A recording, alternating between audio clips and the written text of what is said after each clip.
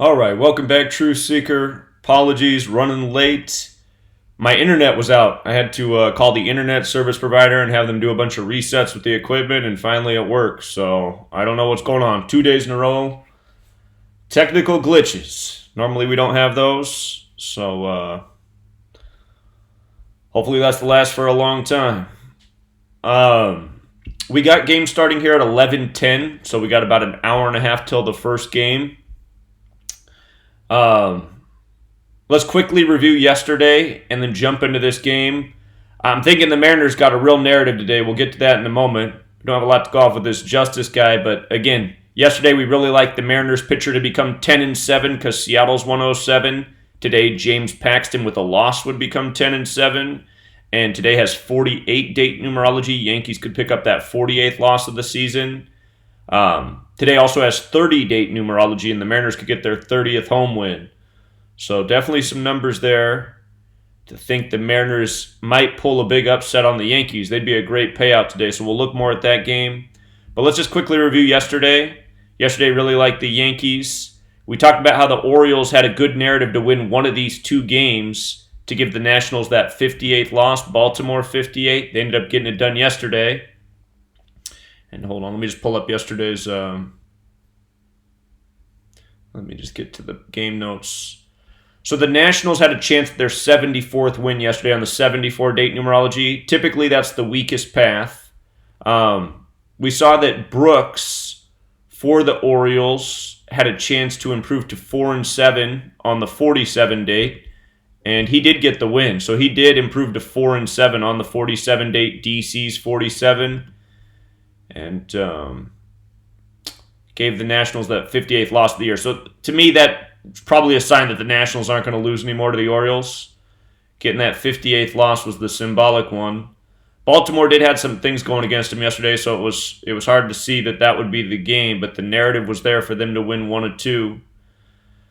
The Pirates and Phillies, they gave the Phillies that 29th home loss yesterday on the 29 date numerology. It was there.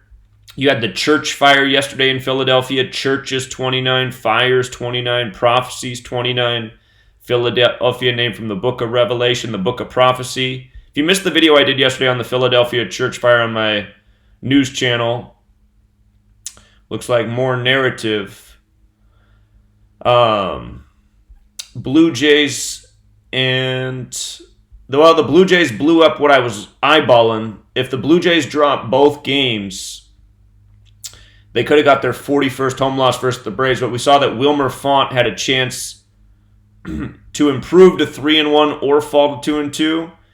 Score ended up being 3-1. Braves does equal 31 as well, so that was that.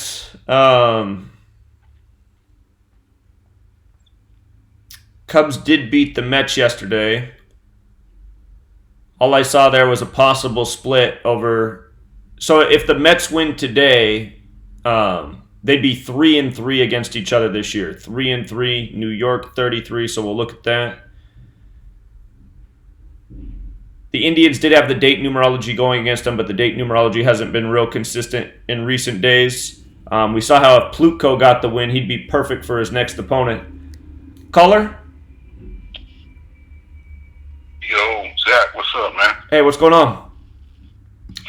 Nothing much. You doing the decode? I was looking on my Gmail. I didn't see no notification. It didn't give you a notification? Yeah, I didn't see one. Yeah, we are going. So if you log in, you should be there. Okay, you doing the baseball? Yeah, just getting started. Oh, no doubt. Hey, man, I'm telling you, it's gonna be them Cardinals, man. Them boys is they starting to pick up that steam. Yeah, St. Louis 115. It's possible. Well, it's some other things they connected to. It's a lot of the championship teams. They're connected to a movie, Terminator 2. Really? Just pretty much connected to everything that's about to jump off. I've been trying to get a hold of you, man, for a little minute, but I don't usually trying to be on the air too much. But well, I can call you back if you want me to. I can call you back when the show's over. Yeah, you remember me, man? I called you a couple of times from Of course, yeah. You've been talking about the Cardinals for over a month. Yeah, you've been on the Cardinals.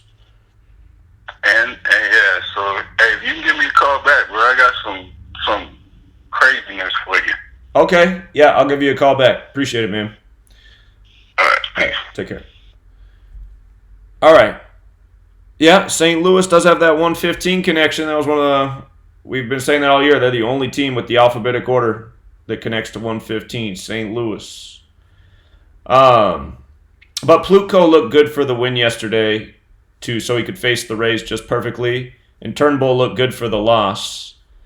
Let's see. Talk about how the Indians should win at least 2 or 3 in that series. The Reds and the Marlins game. The Marlins had a chance to stay on 47 wins on the 47 date numerology. They did. We also saw that Castillo had a fitting opponent to pick up the 13th win against the Marlins, who wear the M on the cap, the 13th letter. Castillo's been dominant against the Marlins. Mikolas had a good riddle to win yesterday. And did he get credited with the win? He did. He had a good riddle to win yesterday, so that was there. You get a 3-6 score. Cardinals 36, Brewers 36. And we talked about how the Brewers also had a narrative. If they could have won 2, which is now out of the question, they could have got the Cardinals to 36 away losses, the overlap number. So we also saw how yesterday, if the Brewers didn't win, they'd stay on 74 wins at home versus the Cardinals all time, which means today on the 75 date numerology, they could get their 75th win.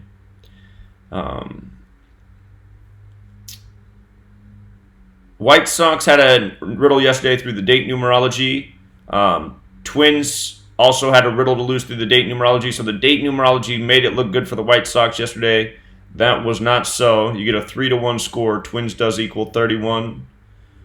The Astros, I said I would take them to win the series. I only see the Rays winning 1 game in this series. That's because Houston's 77 and Astros is 43. They get the 77th win, the 43rd away win. Still think the same of that is true. So we talked about how Verlander won both games. He'd be able to get his 17th win of the season in his next start against the Toronto Blue Jays, 59, the 17th prime.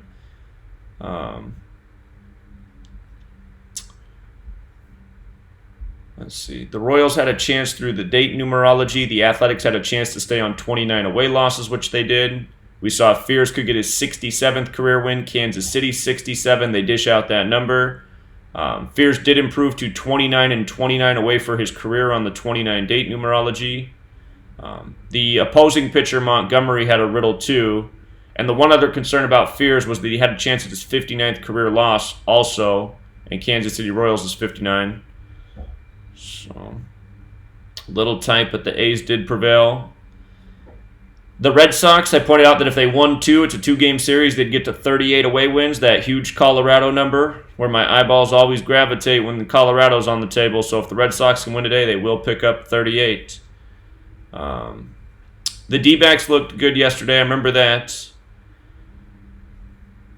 It was the fact that both pitchers had this going on, the 103. Yesterday was the 27th of the month. 103 is the 27th prime. Leak had a chance at his 103rd career win. Samardzija had a chance at his 103rd career loss. Pointing out in the review video, I said, you got to think, what are the odds of 2 veteran pitchers meeting up like that on the 27th? We also saw Samardzija could get his 84th loss pitching in the NL and Arizona's 84. He didn't get the decision. Leak did, though.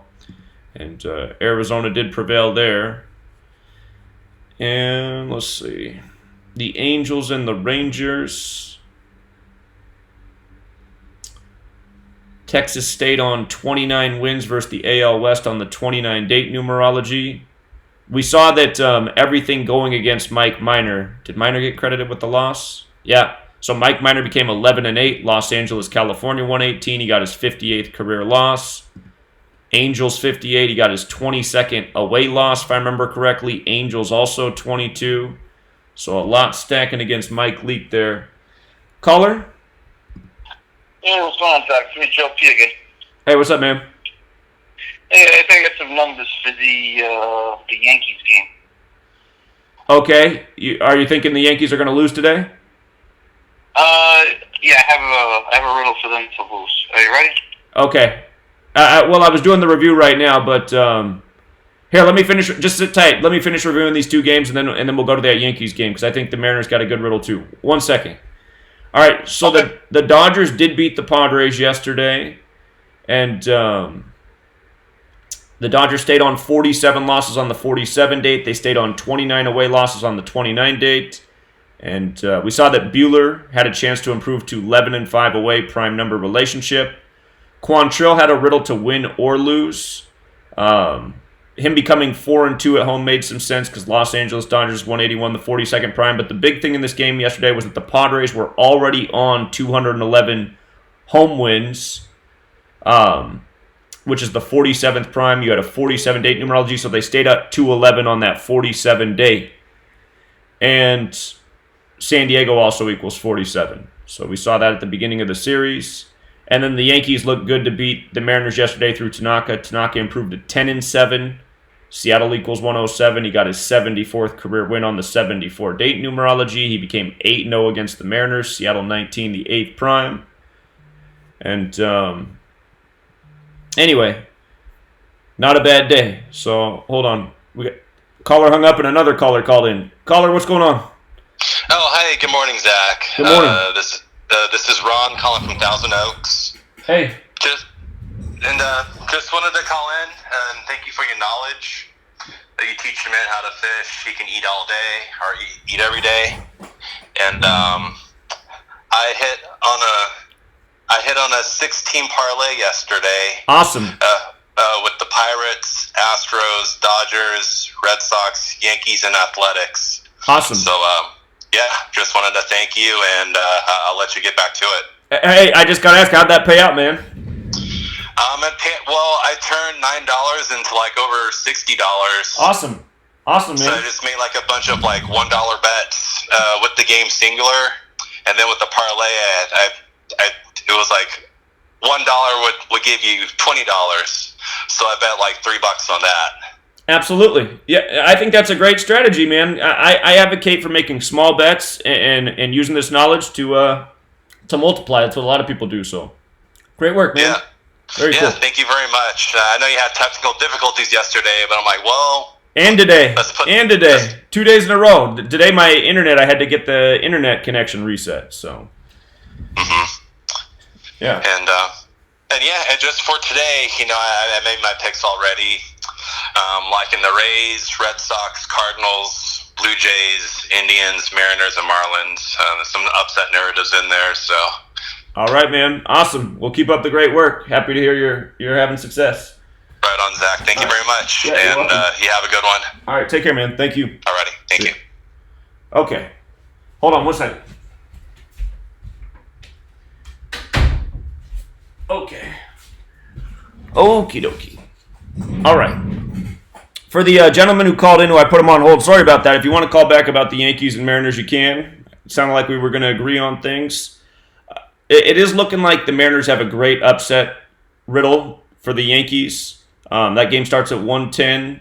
You got the date numerology on both sides. Yankees can get the 48th loss on the 48 date. Mariners can get the 30th home win on the 30 date. The date numerology hasn't been real great.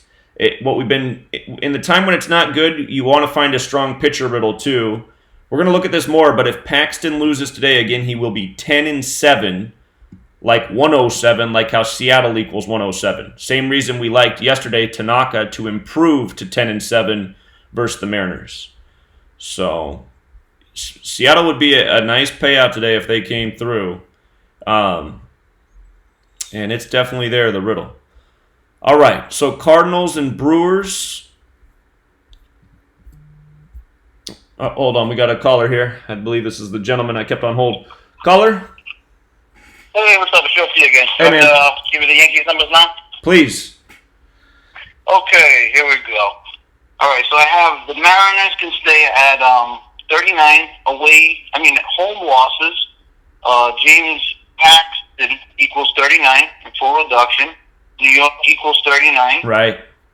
Mariners go to 30 home wins. Date numerology is 30. Right. Seattle equals 107 in reverse ordinal. Paxton loses, goes to 10-7.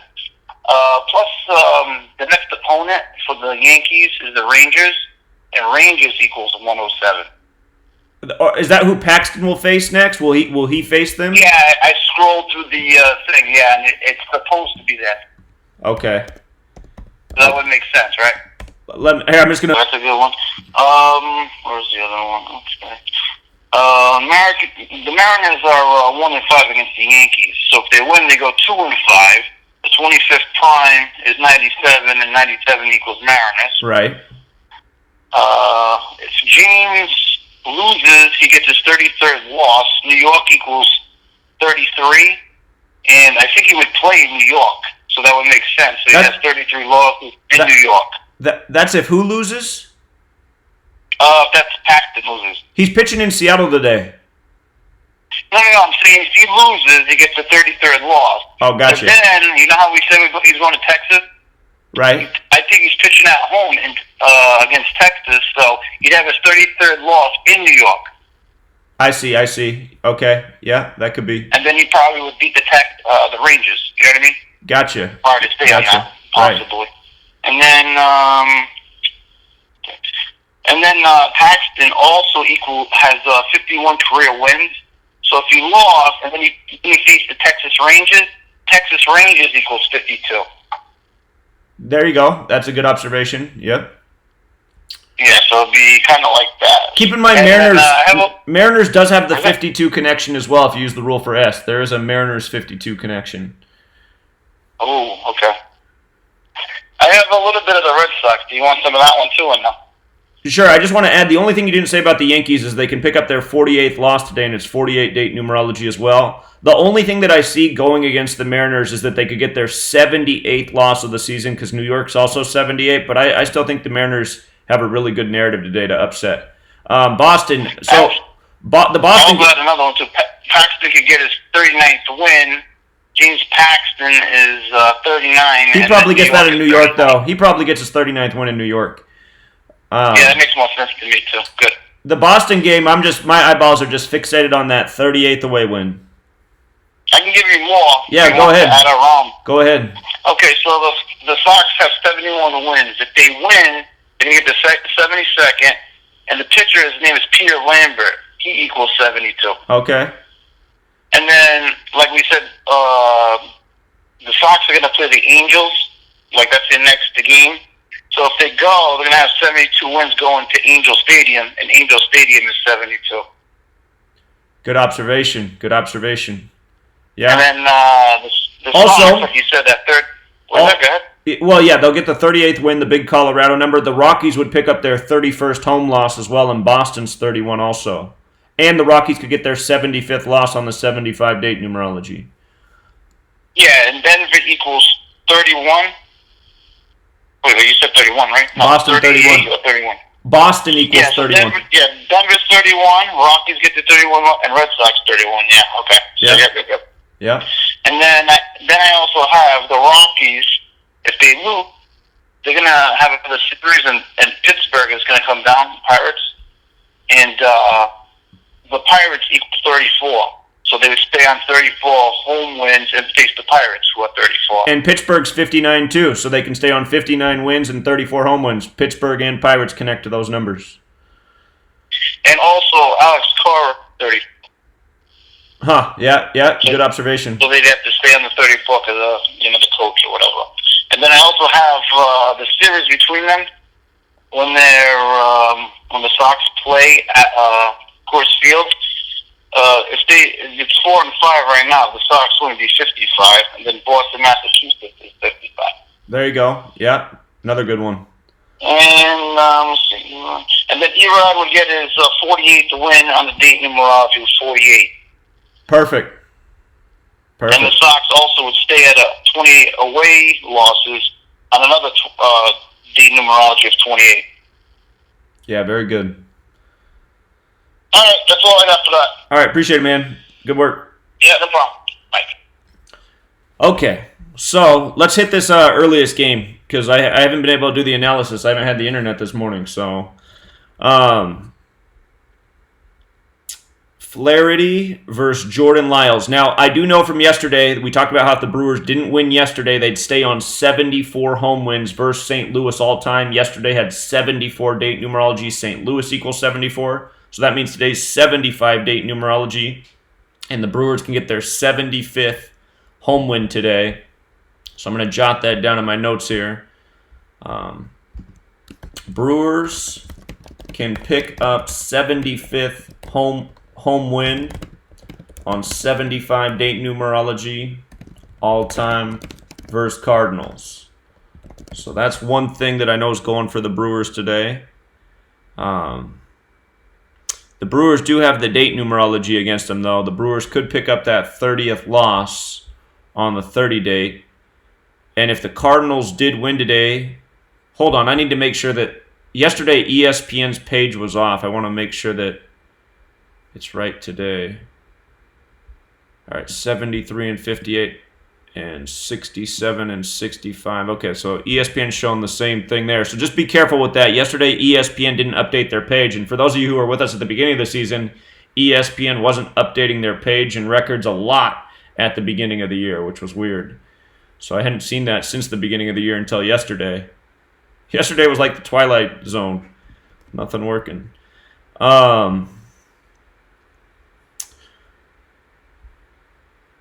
Okay, so let's look at, let me close some windows here real quick. I don't need this either. All right, I want to pull up the Jack Flaherty stats.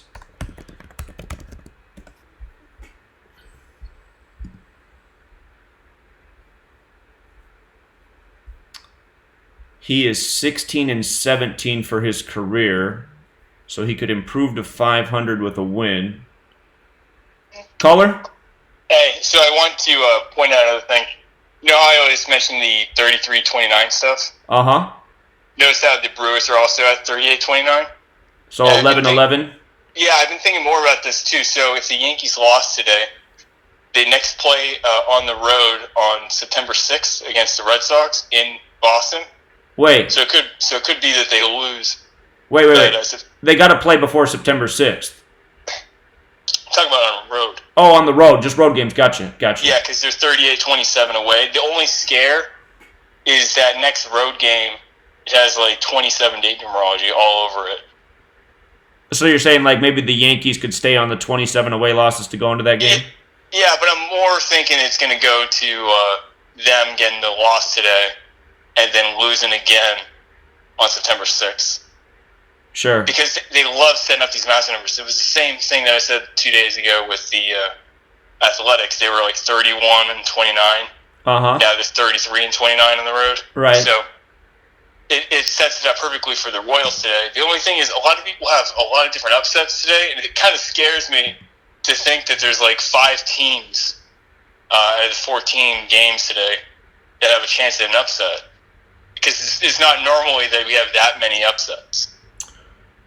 Because there's the Mariners, the Blue Jays, the Royals, people have the Padres as well, and some people even have the Orioles winning again. So it's with the Blue Jays, though, that 70th loss syncs up with their next opponent, I think the Giants, so them staying on 70 today fits. The Royals was one that I was saying a couple days ago fit in with the Athletics in terms of how the record is, because now it sets up the 30-date numerology for the Athletics to get that 30th loss. And then the Padres was an interesting one, but that one seemed a little bit more risky. So I just want to add that thing, though, about the away record with the Yankees, because it could be one that we could circle. If they lose today, they should definitely lose on 9-6. Okay. Yeah, that's a good observation. Thanks. All right, appreciate it. Thanks, man. Yeah, the only thing I really see going for the Yankees today, and I'll look at it more, is just that the Mariners could get the 78th loss because New York is 58. But you got date numerology on both sides with the Mariners win. You got Paxton falling to 10-7 in Seattle. You got the Mariners staying at 39 home losses, the more significant New York number. So hold on. So Flaherty, trying to figure out where he's going. I just want to see where he's even pitching next. Let's see something here. 1, 2, 3, 4, 5. Man, I wish he was pitching against Cincinnati next. He'd have to pitch on short rest to face Cincinnati. Cincinnati's 96, but it looks like he'll face the Giants. Okay.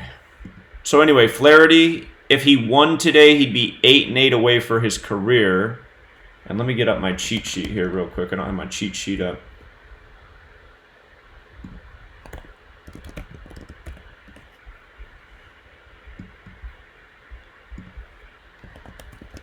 All right, Cardinals. So this is why I'm saying if he improved to 8-8 away, Flaherty, St. Louis Cardinals is 88. It's possible.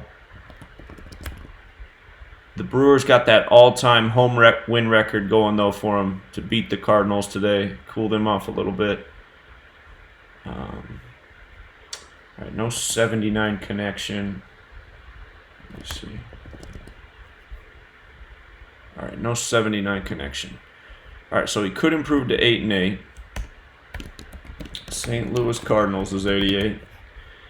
And let's see. We don't have an 89 connection. But let's see.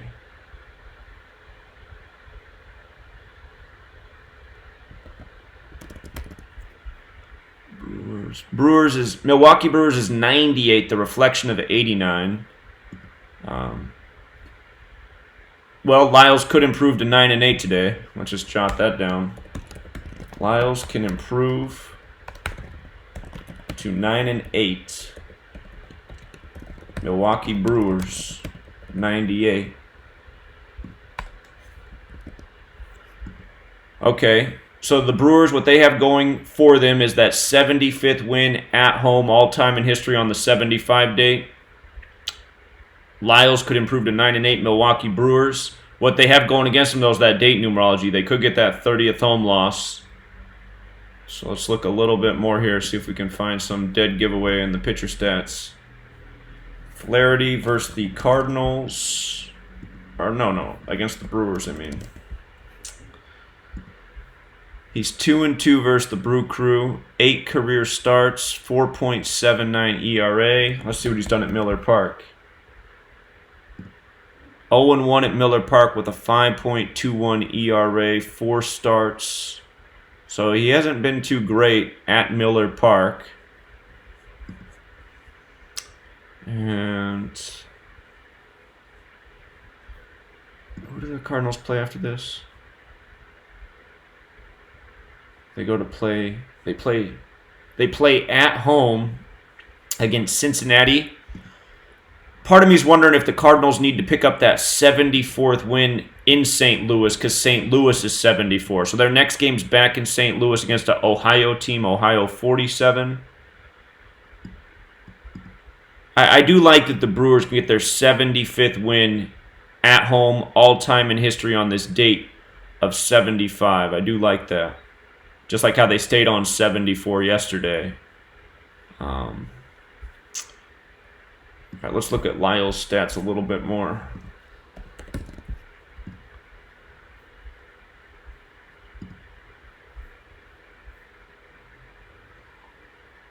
Or hold on.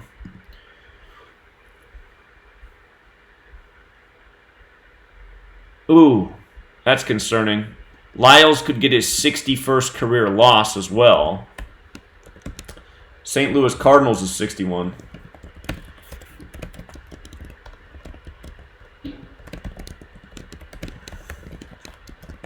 And again, the Brewers do have the date numerology going against them too. So, this game actually...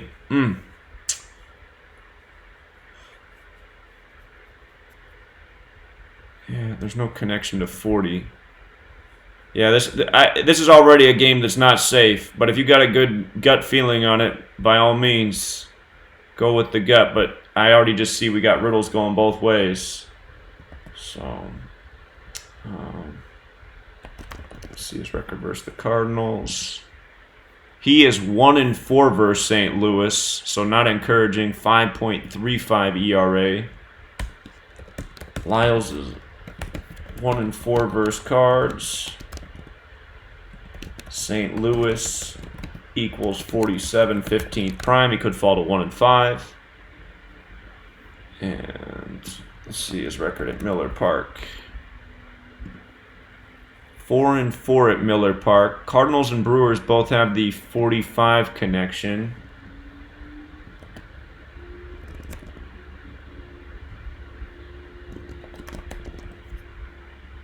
Yeah, both teams got the 45 connection.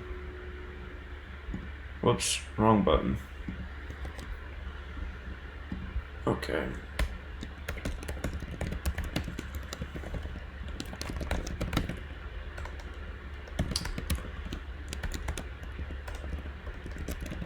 Okay.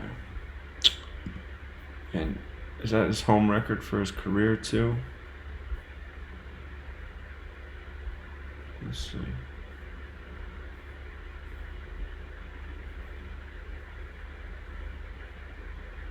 (17-31). Well, that's one other thing that. Yeah, I don't like this game. Lyles could pick up 18th. I should say at Miller Park. Lyles could pick up 18th career win at home all time against St. Louis Cardinals equals 61, the 18th prime. So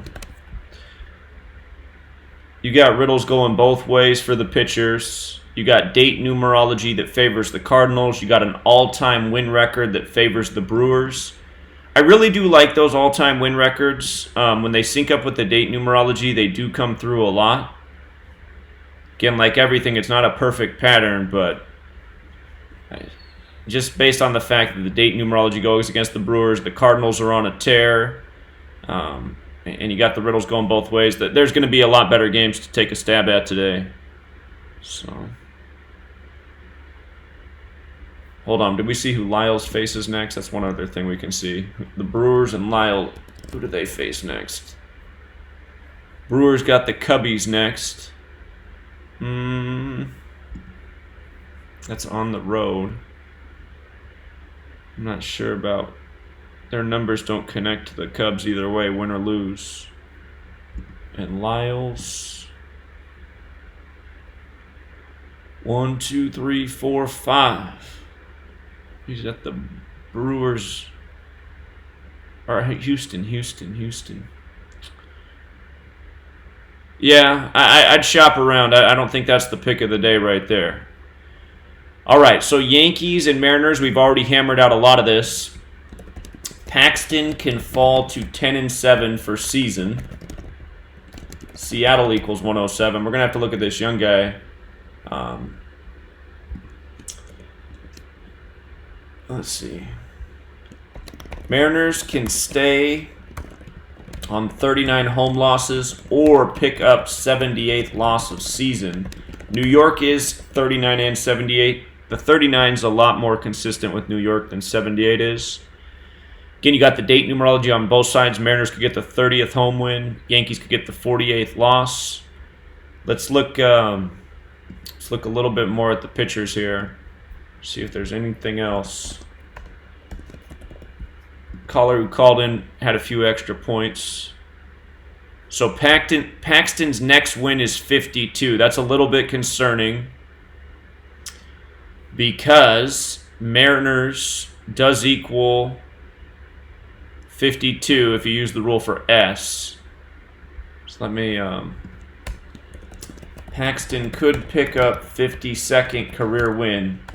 Mariners is 43 in the most pure cipher, but if you use that rule for S, it's 52. It's plus 9 more. 43 plus 9. So that's one thing he has going. And let's see. He pitched the majority of his career for Seattle. He can get his 26th win or his 15th loss. Seattle's the 206 area code. Seattle's on the 47th parallel, the 15th prime. You can make an argument either way. Call that a wash. Let's see. Oh, it looks like he's never pitched against the Mariners before. Huh. So he's never faced his old team. Alright, what about... yeah, they still call it Safeco Field on this site. He's 21-15 at the Mariners ballpark. We don't have a 22-date connection. We don't have a 16-date connection. I'm going to have to look a little bit more at this other guy. Caller? Hey, Zach, I was looking at this picture for the Mariners. His full name is Justice Kane Sheffield, and in reverse full reduction, that's 109. Does that have any significance? 109 like Yankees is 109. Okay. Yeah, okay, gotcha. So it's still, still seems like it's all over. I gotcha. Trying to see if there's anything else in his full name. He's a 71, 215, and 298. Hold on, let me put it up on the screen. It'll help me if I'm just looking at it too. Yeah, he doesn't have I'm wondering if he's Gary Sheffield's son. That's what I'm curious. I was going to say, I was going to ask. I was going to look that up myself because I was like, that name he must be related to someone in the Sheffield family. He's brother of Jordan Sheffield and cousin of Tony Sheffield, but it didn't say anything about Tim being related to Gary Sheffield. Well, I imagine it would say that if he was. Yeah, I agree. So. Okay. All right. I'll let you get it then. All right. Appreciate it. Thanks, man. Thank you. All right. Let's just take a peek. Justice Kane Sheffield. I always think it's interesting when people name their children with Kane. So, yeah, he does have that 109 like Yankees. That's a big deal, maybe. About to make a mark. He's got an interesting name. 86. Can't help the Mariners get 58 today. He's got that 74-47. He's 43 like Mariners, too. Mariners' 43rd season. Here, just for kicks, since this could be a signature game for him, his birthday was May 13th. I saw that. So let's just see how that lines up with today.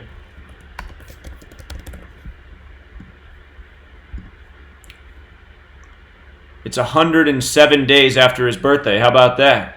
It's 107 days after his birthday. Seattle 107, and Paxton could fall to 107.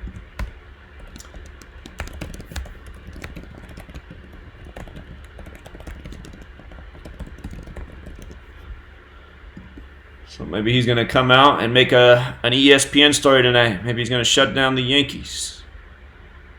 Because they are major dogs. All right. Let me check this. MLB New York Yankees. So their next win against the Yankees is 93. Special number. 93. Be the 183rd win. Let's see.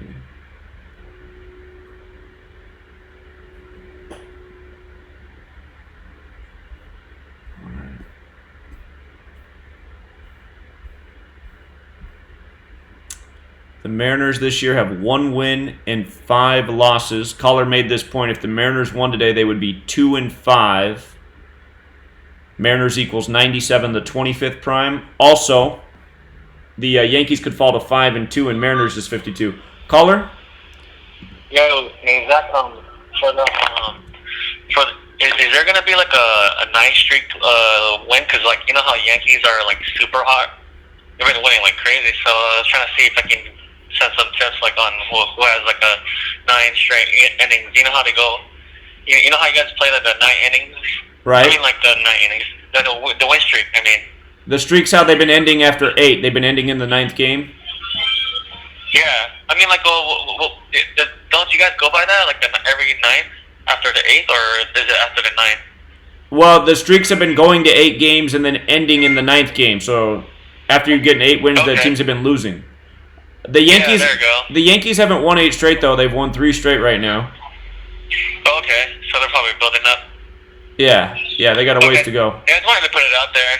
All right, yeah. If there's any games like that. All right, how's it going? All right, appreciate it, man. All right, here, check the streak. Here, I'm checking the streaks right now. It is always good to look at your streaks. So Yankees have a 3-game winning streak. Rays with a 3-game losing streak. Orioles with a 3-game winning streak. You don't see that often. They won Saturday, Sunday, Monday. Twins 3. Tigers have lost 3. Astros have a 5-game winning streak. 6 is the 21st triangular number. We don't have that today. Let's see. Just seeing if we have anything that's that long. Cardinals have won 6 in a row. If the Cardinals won today, they'd win 7 in a row on the 28th of the month. If you add 1 through 7 together, it does equal 28. Let me add that to our notes. Cardinals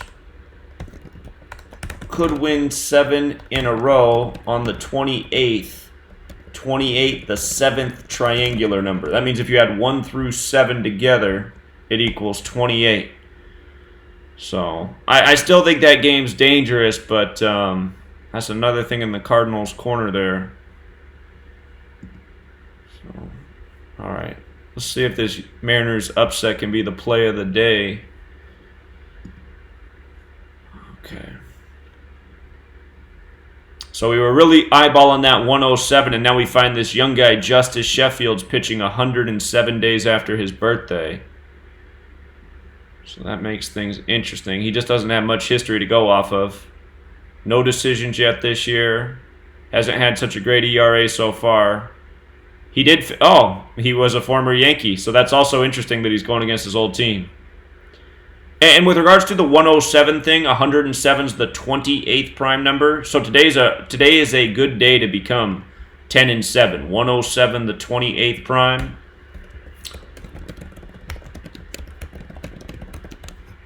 So, okay. I was going to jot down this. Yankees can fall to 5-2 versus Mariners in 2019 with a loss. And Mariners equals 52. And I'll also just jot down Mariners equals 97, 25th prime. That from the Mariners' perspective, they'd be 2-5. So, again, the Mariners, they're not a team you bet the house on. They are a team that have blown some good riddles this year, but they're also a team that have come through on some riddles like this. So I think they'd be a great a multiplier today in a parlay. Caller? Hey, what's up, Zach? Hey, what's up, man? It's the 28th of the month today, too, Zach. Yeah, 107, 28th prime, right on. Yeah, and I saw it's 10 weeks from Paxton's birthday. So 39. So you can stay on that. You can stay on that 10. Oh, okay. I was just thinking when you write out 10, it equals 39. So, okay. Yeah. Yeah, that one too. Yeah. Yeah. That's another good point. Yeah. The scare about that is just that the Yankees could get their 39th away win, but Mariners can also sit on it. So, yeah, I think the Mariners are worth a stab today. They got a lot going in their favor, and they're a value pick, that's for sure. So. Yeah. Just strictly parlay multiplier. Yeah. All right, man. All right, appreciate it. Take care. All right, let's find some more good games before the game starts. We got about 3 hours, so we should be able to get through everything here with plenty of time. But, yeah, Mariners come through today, and you got them in a parlay that's hitting, that'll be a big multiplier. So, the riddle's there. Again, the biggest concern to me about the Mariners is just that they could get that 78th loss, because that is a New York number. But all the other things lining up for the Mariners, they got a really great shot today. All right, Pirates and Phillies. 2 days in a row now, the Phillies have the date numerology going against them. Again, yesterday they picked up the 29th home loss on the 29 date numerology. There was a massive church fire in Philadelphia. Church equals 29, fire equals 29. It was a no doubt by the numbers type of fire, arson. Again, in the Bible, it's the Church of Philadelphia in Revelation. So, They said the fire started at 250. Fire also equals 25. And in the King James Bible, there's 25 mentions of fire in Revelation. Okay, so Phillies have the date numerology going against them. This is true. And hold on, we got a caller here. Caller? Hey, Zach, one more thing. I don't know if you mentioned this, but Paxton, the person he's facing was the dude that was involved in the trade that sent him to the Yankees. So that's exactly what's going on with both these pitchers. Paxton played for the Mariners and the Yankees, and Sheffield's played for the Yankees and now the Mariners. And he's looking for his first career win as a starter. Yep. Something going on there. This is a little bit. This is kind of funny though, the way it's going on. I feel like it's got to go the Mariners' way now. Now that I just saw that. I really like the Mariners today. If that 78 wasn't there, I'd say it's the pick of the day. But that 78 is just the one caution. But yeah, I like the Mariners a lot. I'm with you. All right, take care, man. Okay. So Velasquez, if the Phillies lost again today, they'd get the 30th home loss on the 38. Velasquez could fall to 5-8. Pittsburgh does equal 58. We see that a lot. Pittsburgh also has the connection to 67, though. So you could make an argument either way. We're going to have to look at his numbers deeper. Let's see. All right. So Mitch Keller can improve to 2-2. Philadelphia has the Gematria of 79, which is the 22nd prime. So that's one thing going for the Pirates pitcher. And maybe do the Pirates have a 79 connection? No. Okay. All right, so he could improve to 2-2. Velasquez can become 5-8 or 6-7 for the season. Still got my Band-Aid on my finger, so I can't type. All right, Philadelphia. Well, not Philadelphia. Pittsburgh equals 58 and 67. Okay, so through the pitchers, it looks a little bit better for the Pirates. The date numerology is there going against the Phillies, too. All right, let's look more at the pitcher stats.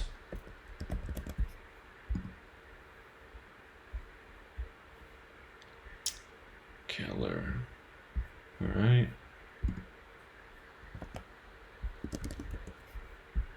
Let's see Velasquez then.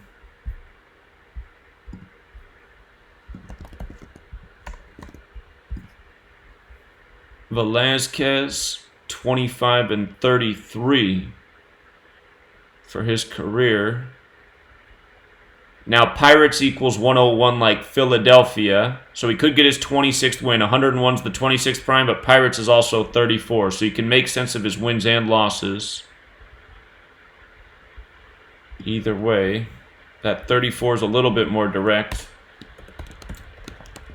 Velasquez is 25 and 33 for his career.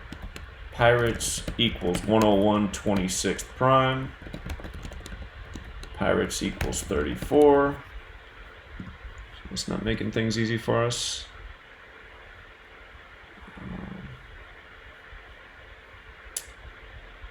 And let's see his home record.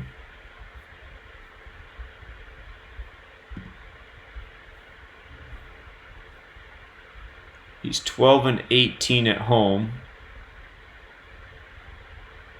12 and 18. Pittsburgh does have that 67 connection, the 19th prime.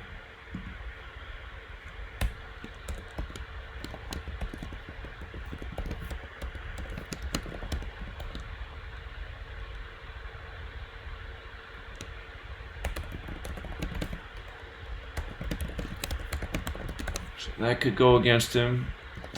Let's see what he's done against the Pirates. 0-1 against the Pirates with a 7.15 ERA, so 2 starts. Hasn't pitched well against them historically.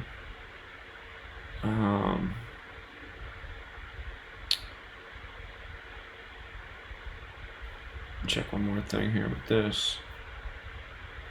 Phillies versus the Central, 17-11.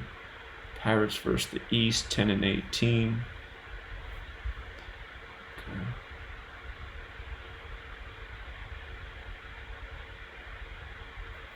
Phillies have 58 wins versus the National League right now. Pittsburgh is 58 and 59. See who these guys are going to face next here.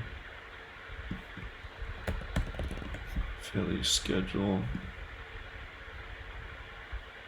1, 2, 3, 4, 5. He'll face the Reds next.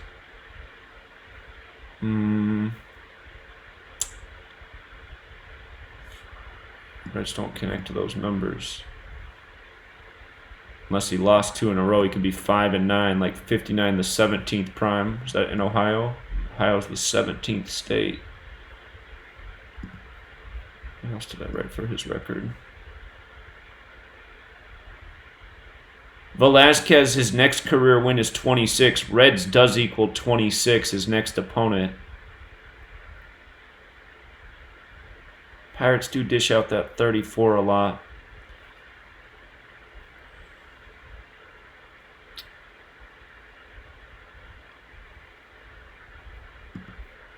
All right, hold on. These teams have a lot of history against each other. I gotta check the head-to-head records again for these teams for this year. Phillies' next win at home is 6-07 versus Pittsburgh.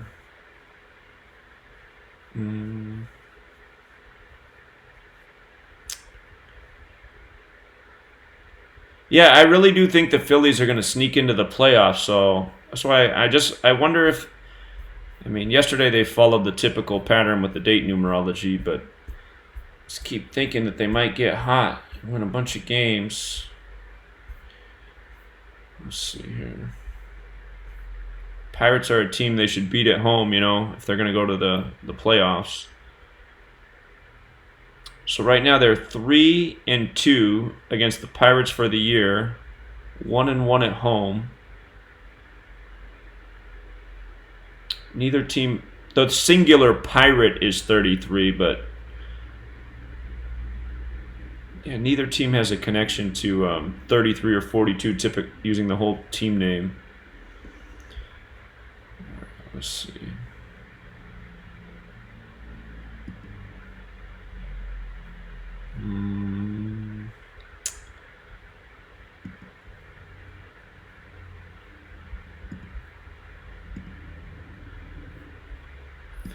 Three and 2.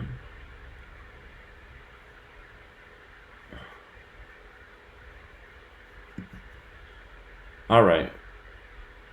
Yeah, the Phillies definitely got some strikes going against them. That 30th home loss on the 30 date, and the fact that you could make an argument either way for Velasquez, but the Pirates do dish out that 34 a lot, and he could get his 34th career loss. So I'm gonna keep scanning on games too. Nationals, I suspect the oh my God, look at that line. Yeah, Scherzer to become 10-5.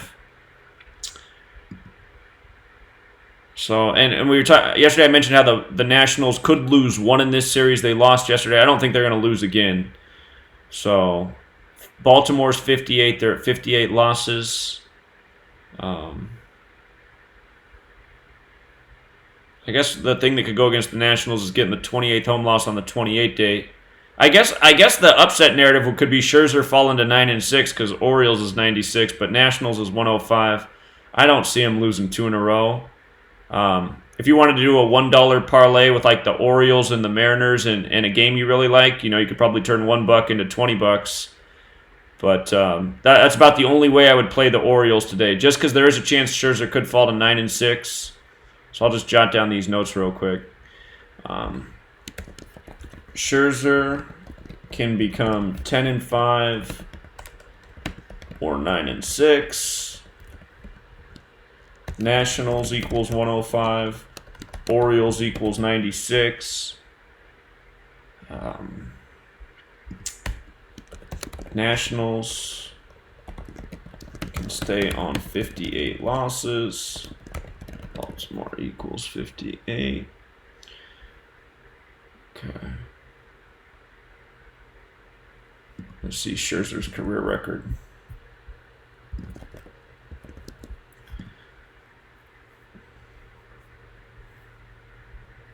Scherzer's 168 and 87, 77 and 37 with Washington, 86 and 52 versus the NL. None of those numbers really have much to do with the Orioles.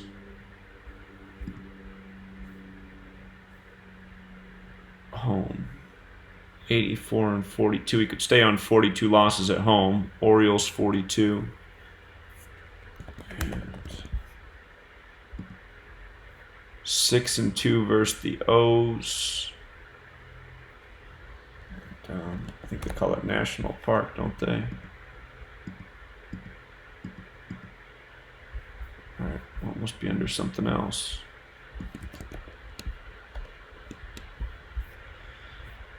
See what his home record is here.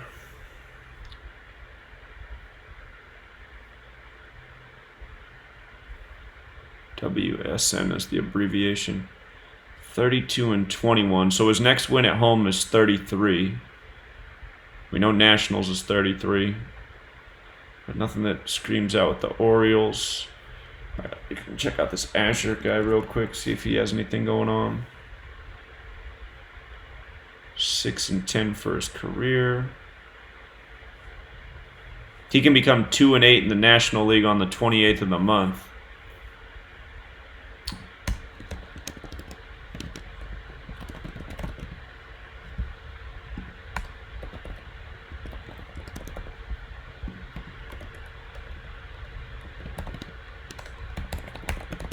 That's 2 and 8 pitching in the AL. So I know he's facing a National League team, but just his time pitching in the AL. Okay.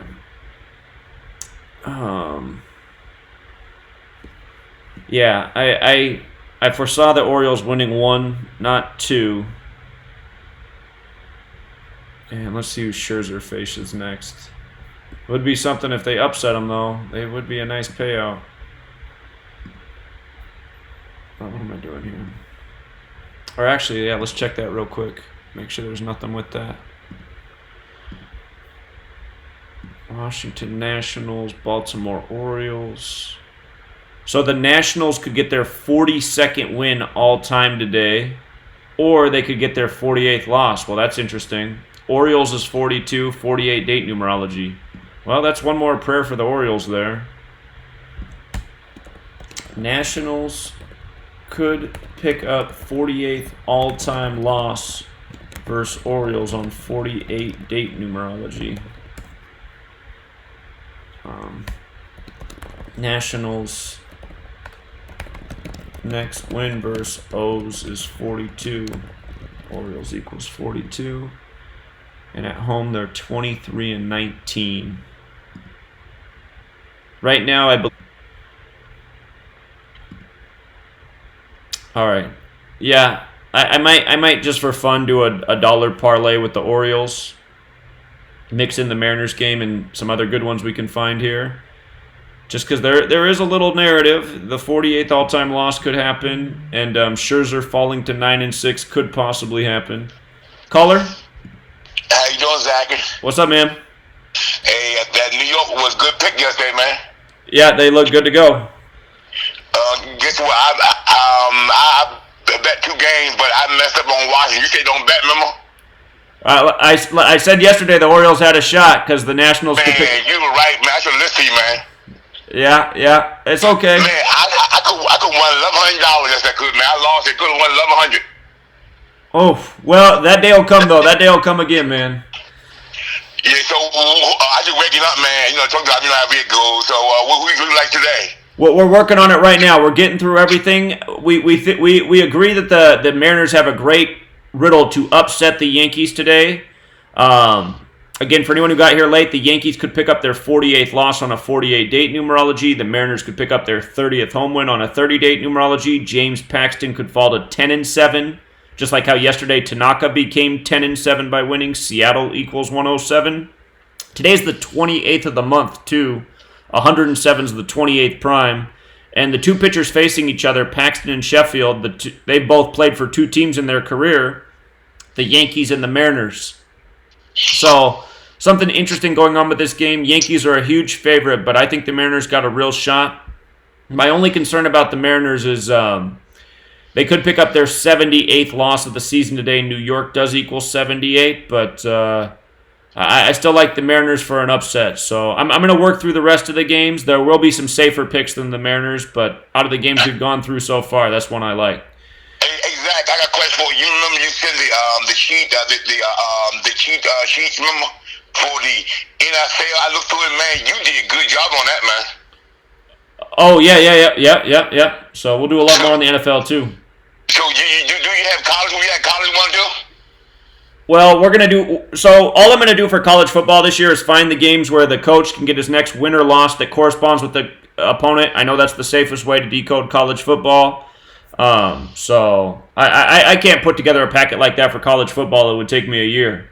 It should take a year. There's too many teams, yeah. Yeah, okay, no problem. Can you do college baseball too? But I've never done college baseball before. There's not a lot of information out there on it, so... No, I just asking. Yeah, college baseball... No problem, Zach. Let's do your work. No problem. Let's see you right now, man. All right, thanks, man. Take care. You too. All right, see you. Okay. So yeah, man, the Phillies got some things going against them today, but I just think they're getting on their own narrative. The shooting and now the church fire. I think all of this stuff is sports related. Keep your eye on the Eagles this year too. These Philadelphia that church fire yesterday is no accident. So they said the church was just about to turn 61 years old this week. And remember, Philadelphia and church both equal 61 too. So anyhow, Nationals probably do take this one today, but a dollar parlay that could turn into $20 or something. That's where I might go with this Orioles game. So the Braves and Blue Jays. By the Blue Jays winning yesterday, it made it so the Braves cannot get to that 41st home win. The Braves could get their 28th away loss on the 28th. They picked up the 27th on the 27th. So let me see something here. Caller? Hey, Zach, good morning. I'm a little late to the stream. Did you already go over the Cardinals and Brewers game? The early game this morning. I personally think this game's dangerous. The Brewers' narrative to win is to pick up their 75th home win all time against the Cardinals on this 75 date numerology. But here, let me. So Flaherty for the Cardinals could improve to 8-8 away for his entire career. St. Louis Cardinals is 88. So you could make a little argument through Flaherty to pick up a win there. Jordan Lyles, he can improve to 9-8 on the season. Milwaukee Brewers is 98. So that would be the Brewers' narrative, to get that 75th win all time. Lyles to improve to 9-8. At the same time, though, Lyles could get his 61st career loss, and St. Louis Cardinals equals 61. So that makes him a little bit conflicted. And then Lyles has struggled against the Cards for his career. He's 1-4 versus the Cardinals. St. Louis is 43, the 14th prime. St. Louis is also 47, the 15th prime if he fell to 1-5. Lyles is 4-4 at Miller Park. If he lost, he'd be 4-5. Cardinals is 45. Brewers is 45. A riddle that could go for Lyles today. He could get his 18th career win at home against St. Louis Cardinals is 61, the 18th prime. So you have that, and then also the one other thing to consider for this game is the Brewers could get their 30th home loss on the 30-date numerology. So if the Cardinals did not win, though, they'd pick up that 74th win, their next win at home in St. Louis, and St. Louis is 74, so I keep looking at that as well. But I told people, if you got a good gut feeling on this game, go with it, but looking at the numbers, to me, it's a teeter-totter. So I don't know if you remember when I called in on Monday, I had the Cardinals winning 2 in a row. Right, and then losing today because so the Brewers are on 107 losses at home. And the 28th is 107 is the 28th prime. So today has the 28th. And they could get that 75th win. Yeah, so I originally had the Cardinals winning the first two and then losing today. Yeah, so you were right. I remember your call. Yeah, you were right on. Yeah, so I think that that's probably the narrative there because so what they did was they picked up the Cardinals picked up the 206th win and then the 207th win on the 26th and the 27th date. And then I think today that 28, the 107, like you're talking about with the Mariners game too, I think that plays big today, the 107. Right. Oh, one more thing for the Cardinals just to consider is if the Cardinals didn't win today, they'd win their 7th straight game. And if you add 1 through 7 together, it equals 28 as well. Okay. So. All right. Yeah, I mean, you've had the right call on that series from the beginning, so stick to your guns. Just to me, it looks like a two-way street the way some of the riddles come out. So. Yeah, the only other thing too that I was looking at with the records, because I always look at the head-to-heads. The Brewers, I think, are going for 157th win. They are or something like that. They so are. That's the 37th prime. Right. It is. They could also get their 208th loss on the 28th. Yeah, that's the other thing, and it has been following that pattern. So I mean, I didn't look into whether it was a 4-game series or a 3-game series or what, but maybe they get that win on the 37th day. I don't know if they play tomorrow. Let me double check that. I think this is the last game of the series. Let me check. Okay. Man, it would make a lot of sense to get that 74th win in St. Louis. Yeah. All right, I think I'm gonna lean on the Brewers, and I'm probably gonna take the Mariners too, and parlay both those two games today and see if they hit, because I think both of those are. Early. Think the Cardinals are favored. Yeah, they are. The line's coming down though. The line's coming down, so that means some money's going Milwaukee's way. Yeah, and that's the weird thing too. When I first started decoding the series, Brewers were the favorite, and I won on that game. And I won yesterday, so I think maybe now they're starting to lean towards the Cardinals to win today. But now the Brewers are the underdog. I mean, if we take them and we take the Mariners, that's a good payout on that parlay. So it sure is. I don't know. Whenever I bet on sports, I always look for like those kind of bets, because those are like the big payouts. Sure.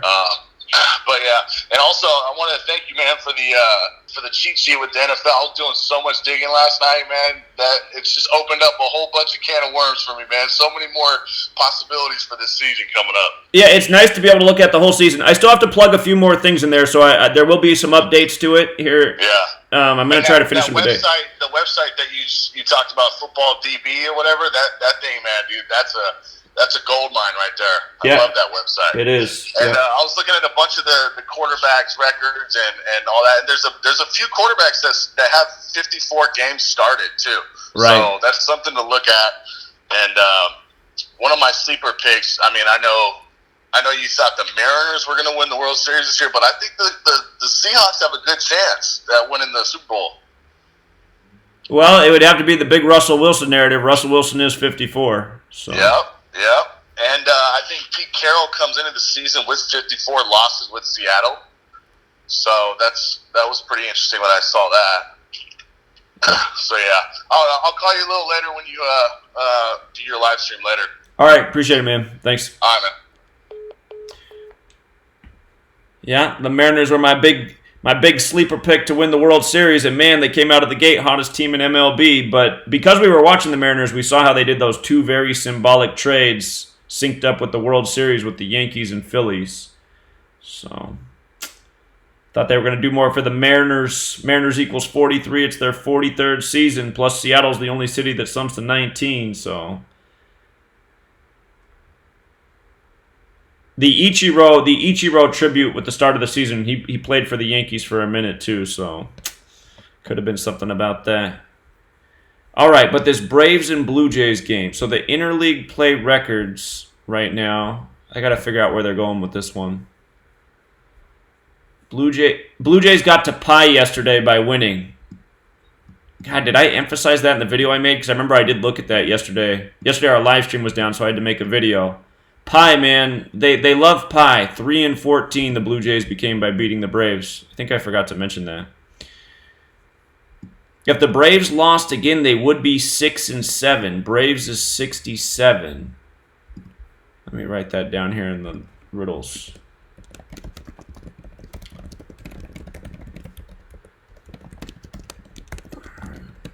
Could fall to 6-7 by dropping 2. Okay.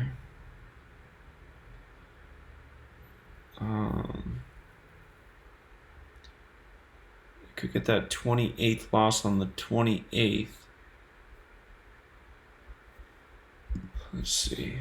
Fulte.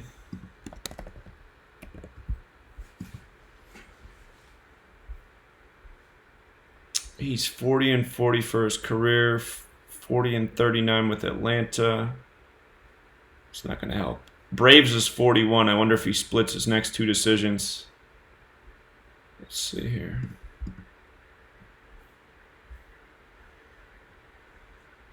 He's 22-24 away for his career, so that stands out. He could get his 23rd away win because we know Blue Jays is 23.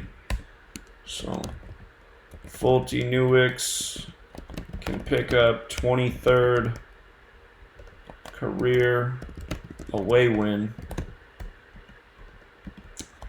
Blue Jays equals 23. And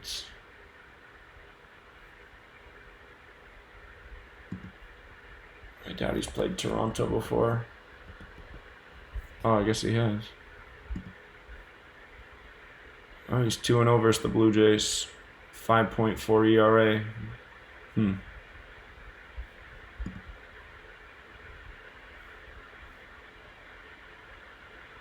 For ERA. Let's look at this Wagsback guy real quick.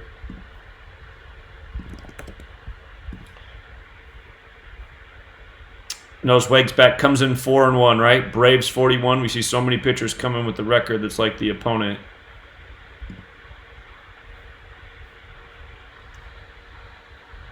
And at home, he's 2-1 at home. The trick there is Braves is 22 in the more pure cipher, but it is also 31. And I think the score of yesterday's game was 3-1, wasn't it? Yeah, 3-1. All right, let's see.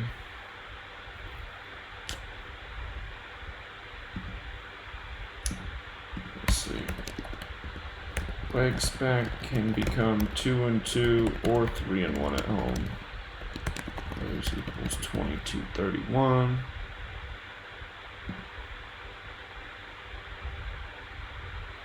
See who these teams face next. And that was away, wasn't it? No, back at home actually.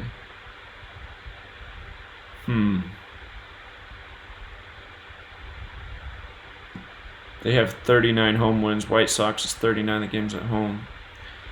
Let's see. Blue Jays schedule.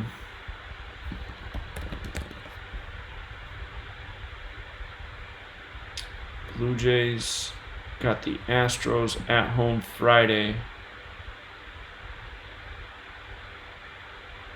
If they lost today, they'd begin that series against Houston with 40 losses. Houston does equal 40.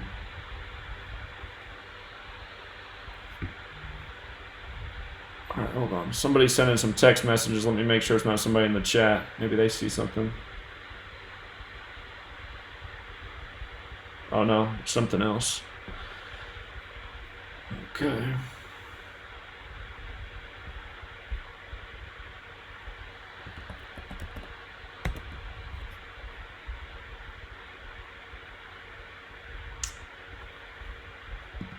All right, nothing's screaming out here to me about this game. Well, let's see who these pitchers face next.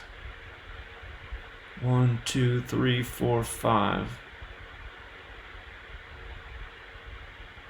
They're going to face each other again.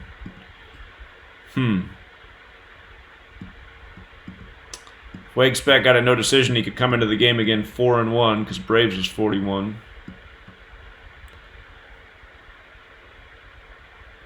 We did see that in the interleague play record that if the Braves lost, they would be 6-7, which would be somewhat symbolic for them.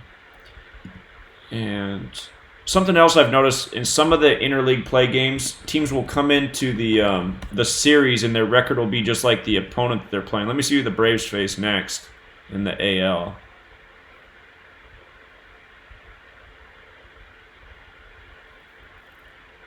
The Royals. Kansas City 67. So if the Braves did lose, they face Kansas City next, and Kansas City's 67 just like Braves. So that is interesting. Braves face KC next for AL opponent. And we just saw how Fears was going for his 67th win against Kansas City yesterday. So Blue Jays got a shot here. And you remember how the Braves got swept at home by the Royals earlier this year? So the Braves are struggling against the American League for whatever reason. Braves can pick up 28th away loss on 28th a month. It's another thing that's there. All right, I'm still not thrilled about that game because I just don't see anything super strong with the pitchers. Fulty Newicks did have a chance at his 23rd career away win. Blue Jays is 23. I guess that was the best pitcher riddle, but there was nothing about the immediate season record. And did I say who he was going to face again next? 1, 2, 3, 4. Yeah, the same team. So, yeah, I'm going to keep shopping. But if the Braves did lose, their interleague play record would be perfect for their next opponent. That does stand out. I have made that observation. All right, Syndergaard versus Hendricks. So we got a lot of pitching history here.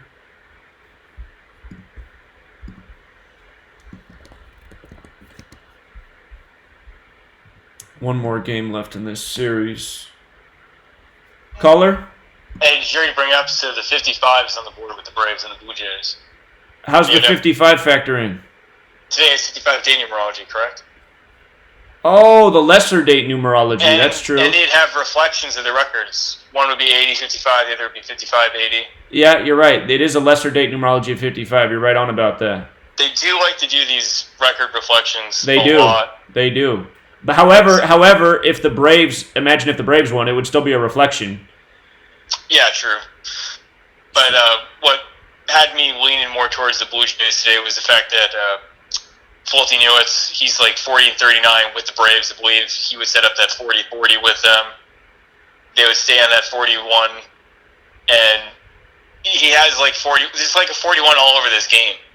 Like either way, Fulty Newitz is going to end up 41-40 or 40-41 in his career. Right. And Waxback, he could come in, he could get into a decision today. So, and plus, the weird thing is that the Blue Jays have been playing pretty well as of late. They really should have won in Los Angeles, but it was not scripted for them. But they were getting up on the Dodgers 2 days in a row. Sure. So it seems like this would be a good way to set things up more with the World Series narrative as well. Sure. They got to create some distance between the teams. Sure. So if the Braves falter a little bit, yeah, because there was no way or no sense behind the Nationals losing to the Orioles yesterday. There was a riddle there for them to lose. Well, what I mean is, aside from the numbers I'm talking about, just like if you're talking about them as like a team that has been playing extremely well as of late, where it seemed like every single game was 5 to 10 runs or more. It was very peculiar to the fans, like without knowing this knowledge, for them to drop the game and have a shutout. But the thing that was interesting with that game too is the Orioles wear a patch that says number 20 on it, and then the score was 2-0. Huh. That's a good. Yeah, but I just wanted to bring up the record reflection stuff. Okay, yeah, good point. Thanks. Hey, just so you saw that Fulty Newicks had a chance at his 23rd away win, right? Oh, he already hung up. Well, I assume he saw that. That's the best thing I see going for the Braves today, because Blue Jays is 23 in the most pure cipher. All right, still shopping. All right, Cubs and Mets, they got one more game tomorrow. if the Cubs didn't lose anymore, they would stay on 39 away losses in New York. If the Mets won today and tomorrow, they could pick up their 39th win in New York. So, if the Mets drop the next 2 games, they would get to 27 home losses, and Cubs equals 27. That also stands out. So let's see. There's got to be a clue here in this game. All right, let's start with the pitchers. Hendricks.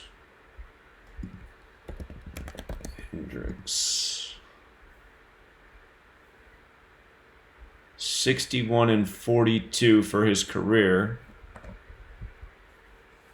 Hey, Arizona, if you're out there, I did see that you called in while another caller was on the line. If you want to call back, I'd love to hear what you got to say.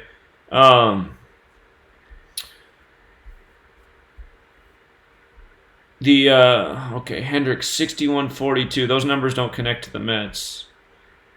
Let's see what his career away record is against the Mets. 30 and 24 away. He could stay on 24 away losses because Mets is 24, but it's a 30-date numerology as well. So that's nothing definitive. He's 3-0 versus the Mets in 3 starts with a .47 ERA. Wow. Wow. Okay, I got to jot that down. Hendricks is 3-0 versus Mets with 0.47 ERA.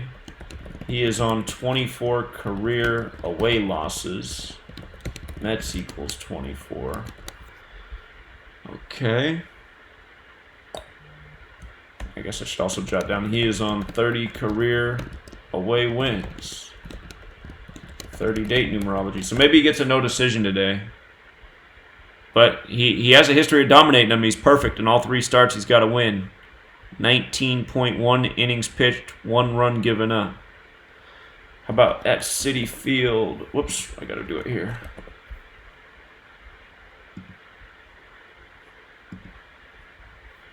He's 2-0. 2-0. Citi Field. .69 ERA. Man, he's even pitched lights out there.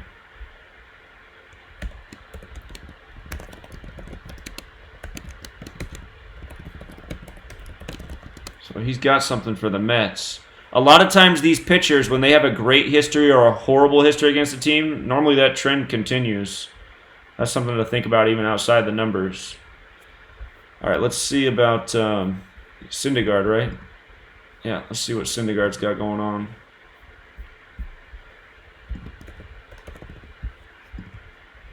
Syndergaard. He's on 28 career losses. 46 wins. He could stay on 46 wins. Chicago's 46. Chicago Cubs 46.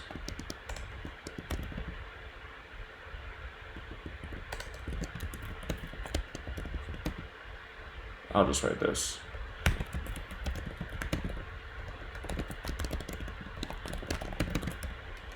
This Band-Aid's killing me. Oh my goodness.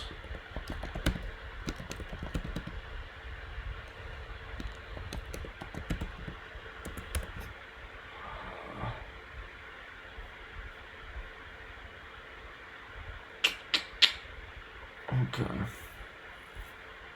46, 28.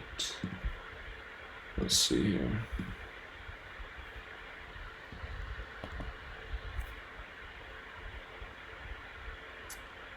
For his career, he's 28 and 13 at home. Again, that 28 is the 28th of the month. Let's see what he's done against the Cubs. 1-1 versus the Cubs with a 3.0 ERA. So not bad. Not as good as Hendricks. Let's see, how about at Citi Field?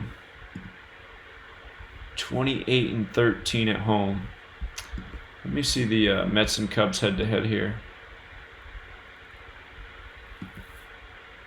Blue Jays are 24 and 25 versus the Braves. You could even it up. 12 and 10 at home. Atlanta Braves is 89, the 24th prime. That was the first game they played this year. None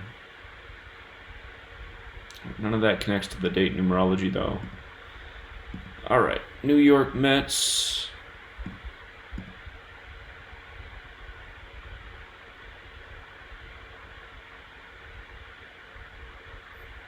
New York Mets, Chicago Cubs. So the Mets, the next win's 190, the next loss is 177. Doesn't go with our date. Actually, hold on.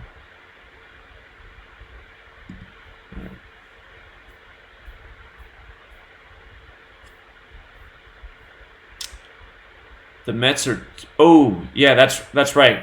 Okay. That's what we talked about, how they could split today and tomorrow, these two teams. So if the Mets won today, they'd be 3-3 versus the Cubs. We know New York is 33. But man, that goes against the Hendricks history. If Mets beat Cubs... Oh, you know what, though? Mets is... Let me write it this way instead. Mets does equal 24. Mets are 2-3 versus Cubs in 2019. 0-1 at home. That would make a lot of sense. There's a game tomorrow. If the Mets finish this series against the Cubs 1-2, that would make a lot of sense because Mets is 12 and Chicago is 37, the 12th prime. So, anyway, Mets equals 24, New York equals 33. If Mets finish 1-2 at home by end of series, Mets equals 12, Chicago equals 37, 12th prime. So...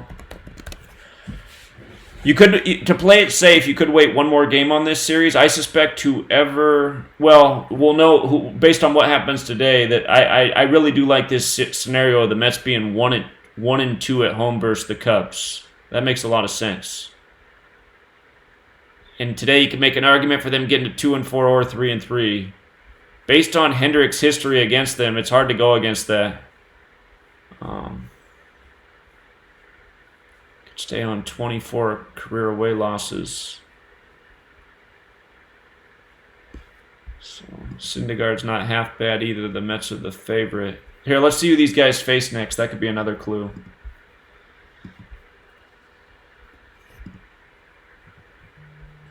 One, two, three, four, five.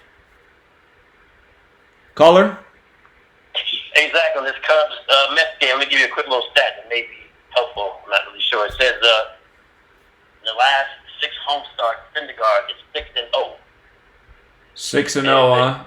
So, and then it says the last 7 road starts, Hendricks is 1-6. So I know sometimes you all talk about that 106 in the prophecy thing. I don't know if maybe he'll get to 6-1. They both hit 6-1, where Hendricks gets a no decision and Syndergaard may lose.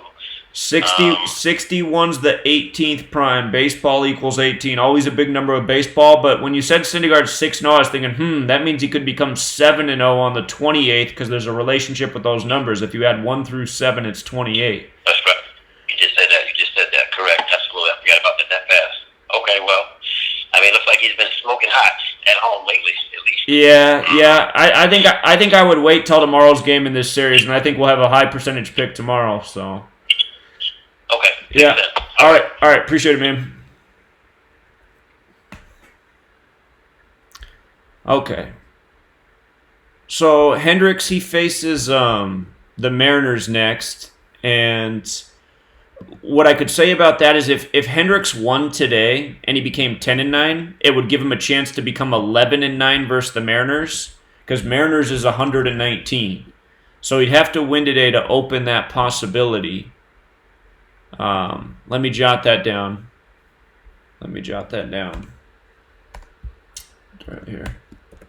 If Hendricks won today, it would give him a chance to become 11-9 in his next start versus the Mariners.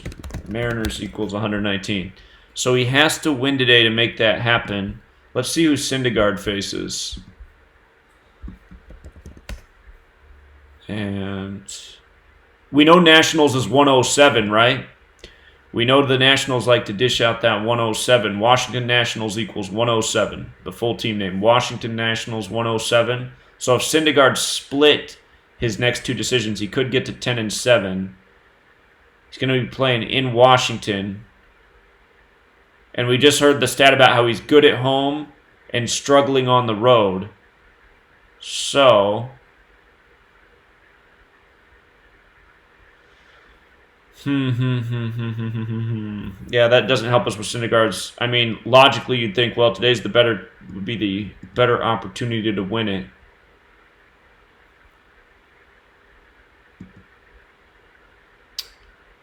Yeah, I think I'm going to wait till tomorrow's game. I think whatever happens today, that scenario of the Mets being 1-2, so that's something you could consider. What was the score of yesterday's game? Let me go back and scan yesterday's scores for some of these games. The Orioles winning 2-0. Could it be a sign that they're going to win the series 2-0? They got a narrative today. They're a major underdog, though. Blue Jays 3-1, 31 the 11th prime. They could split.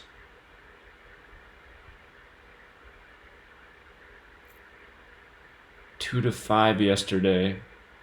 If Syndergaard lost, he'd be 9-7 the 25th prime, but I don't know how much stock I want to put in that. I don't see the greater connection to that score.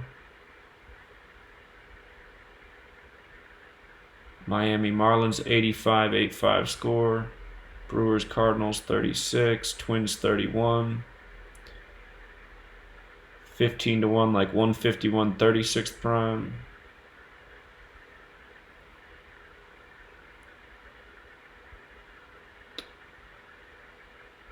Coors Field 106. I'm just seeing if anything screams about these scores for today's game. Texas Rangers 52. New York Yankees 70. Caller? Hey, one last thing. So you just mentioned about the 70. And what about if Syndergaard becomes 7-0 and the Cubs stay on their 70th win? Well, is 7-0 in his last starts? That is a thought. I'm thinking more just about the 7 alone, just because it's the 28th. It's the relationship with 7 and 28. Man, it's just with all those factors involved. Correct. Yes, yeah. So the thing is, the Mets, the 24 and 33 are both been big numbers for them this year. So I'm just thinking, like, man, if they fall to 2-4 against the Cubs, that makes sense. 3-3 makes sense. So if you got a strong feeling about it, I mean, I'd encourage you to ride it. But personally, I would wait till tomorrow's game because I really like the Mets to finish this series 1-2. Maybe that's the bet I would make today for the Cubs to win the series. I don't know what that pays at this point, but I'm thinking that's the way that's going to go. So actually, here, you know what? Let's look at tomorrow's starter. Maybe tomorrow's starter can give us a great insight. Oh yeah. So yeah, here I'll hang up and I'll look at tomorrow's starter and see if I can figure something out here. Also try the Cubs home and away records. I know they're pretty awful away in general statistically. They're like terrible. So I don't know if that will show you the numbers too. They lose 3 for every 2 they win away. They lose 3 for every 2. Gotcha. Okay. Yeah. All right. Appreciate it. Yeah, their ratio is 26-39, so that's 2-3. You know, you can divide both those numbers by 13. 2-3 win-to-loss ratio. Okay, so we got Lester versus DeGrom tomorrow, and based on my theory, the Mets should lose one of these 2 remaining games. So let's see. Lester, he's 187 and 107. I'm not missing something here with these teams.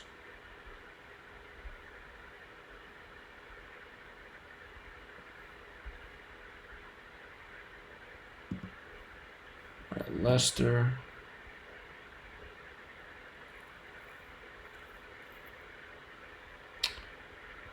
Okay. I don't see anything just on the surface. Could be something deeper with his Here, let's check out DeGrom real quick.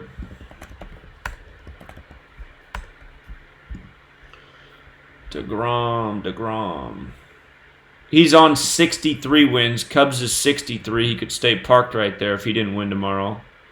And tomorrow's going to have 49 date numerology. DeGrom could get his 49th career loss tomorrow and stay on 63 wins versus the Cubs. Let me just make a note about that. I'm going to create a section called Tomorrow. Caller? Yeah, so Zach, one thing on the Mets, I observed when Arizona a couple games ago when they beat the Giants away, they was in their away game and Giants equal 70. So I see Mets, they playing their 63rd home game. So Cubs equal 63. So in my notes, I got that just happened 2-3 days ago. So that pattern may be good. If it goes through today, that's something we should start keying in on a little bit more. Oh, so just to be clear, so like when it's the home number, so like if their 63rd home game, Cubs equals 63, we're seeing teams beat the opponent in that game that corresponds? Right. That's what Arizona just did to the Giants in their 70 away game. They beat the Giants. So I'm thinking Mets does have the edge in this game. Well, now that I'm seeing that DeGrom can lose tomorrow and make sense with the record and date numerology, I'm thinking, yeah, you might be right on point with that. So, good one. Yep. All right. Appreciate it, man. All right. He's calling in, so he's probably not seeing what I'm doing right now because you guys are on, like, I think it depends on your internet connection. You could be 20 seconds behind or a minute behind. But DeGrom can stay on 63 home wins tomorrow and pick up 49th loss of career, and Cubs equals 63, 49 date numerology tomorrow. So I didn't see anything great with Lester, but DeGrom would make sense.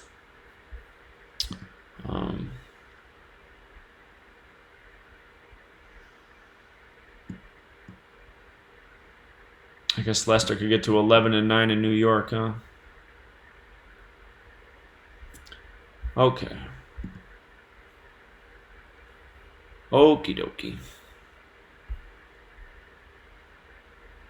It's just, Hendricks, man, he has that amazing history against the Mets. It's just, ooh. But yeah, he is right. This will be the 63rd game. I did mention at the beginning, I forgot the first thing that I said that came out of my mouth. The one other thing that I pointed out is if the Cubs didn't lose anymore in New York, they'd stay on 39 away losses versus New York. And if the Mets did lose both games, which I like it better if the Mets win 1 out of 2 based on the head-to-head records. That said, head-to-head records are usually better if the teams are in the same division. The Cubs are in the Central, the Mets are in the East. Usually the head-to-head records are best with the division opponents, but that head-to-head record between the Mets and Cubs makes sense if the Mets split. But if the Mets drop both, they would have 27 home losses, and Cubs is also 27. Let me just jot that down too. If Cubs win both remaining games, they'll stay on 39 away losses. New York is 39. Mets would pick up 27th home loss. Cubs equals 27. So, yeah, it's still a tough game there. Still a tough game today, but go with your gut if you got a good call on it. I see. Let's see. The Indians' next win is 78. Tigers is 78. If they won both, Detroit Tigers is 79. And is this updated? They update this from yesterday? All right.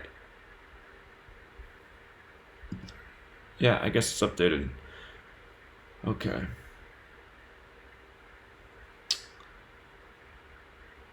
Indians' next away win is 37 as well. Detroit's 37. So there's a chance that I think they have 2 games left. There's a chance that the Tigers pull out one of these games here, and this would be the one to probably do it because Cleveland doesn't have such a great pitcher.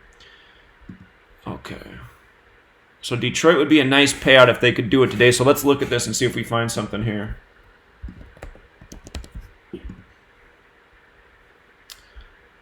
All right. 1-3, 1-3. Okay. Let's see, has he faced Detroit yet?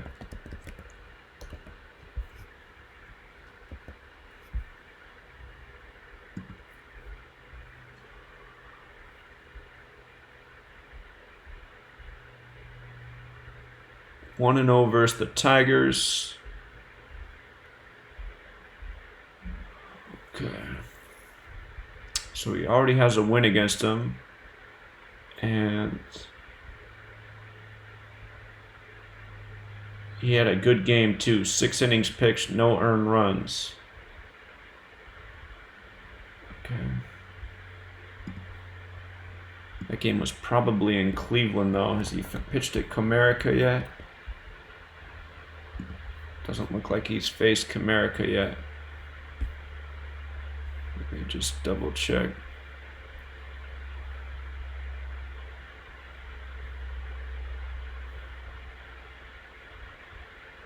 Alright, so he hasn't pitched at Detroit. So his win came at home. Alright, but he had a nice game against them. And then he's up against Jordan Zimmerman today, yeah. Zimmerman's on 95 wins. If I'm not mistaken, Cleveland Indians equals that, doesn't it? Cleveland Indians is 95. And his next loss is 88. So he could stay on. You know what, though? Okay, we've documented this recent pattern, right? With pitchers becoming 9-6 against Cleveland, which is like 96, and we were speculating that the reason that might be is because Freemason equals 96 and 48, and Cleveland's 48. You know, LeBron's got that 96-48 connection. So maybe that's a tell here. Caller? Yeah. Yeah. Hey, be careful with this game, Cleveland. I don't know if it's accurate, but it's either 12 or 13. Cleveland beat Detroit 12 or 13 straight. Okay, I'm gonna look that up next.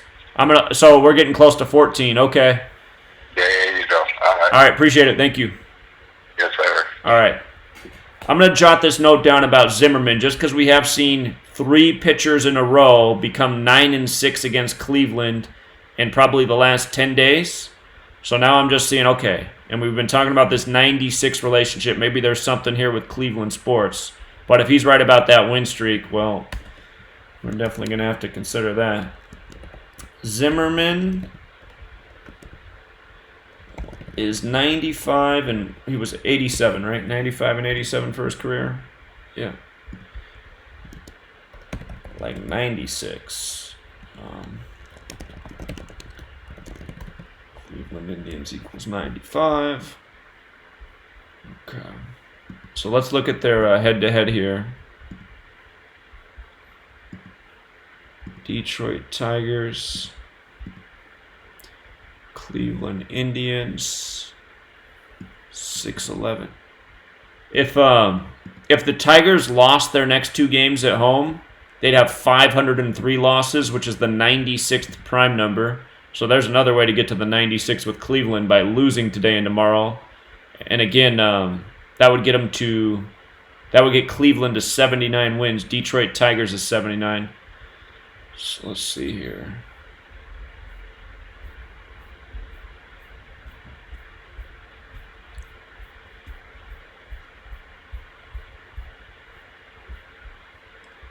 Woo! Does not look good. Okay, yeah. So yesterday I really liked Cleveland to win to make Detroit 1-13 at home because Comerica Park's 1-13. So that means they've lost 12 in a row. They lost the first game of the season. They won on April 10th, the 100th day of the year. Now we're on the 240th. It's been 140 days. So they could. Well, if they lost today and tomorrow, they'd lose 14 straight, wouldn't they? If they lost today and tomorrow.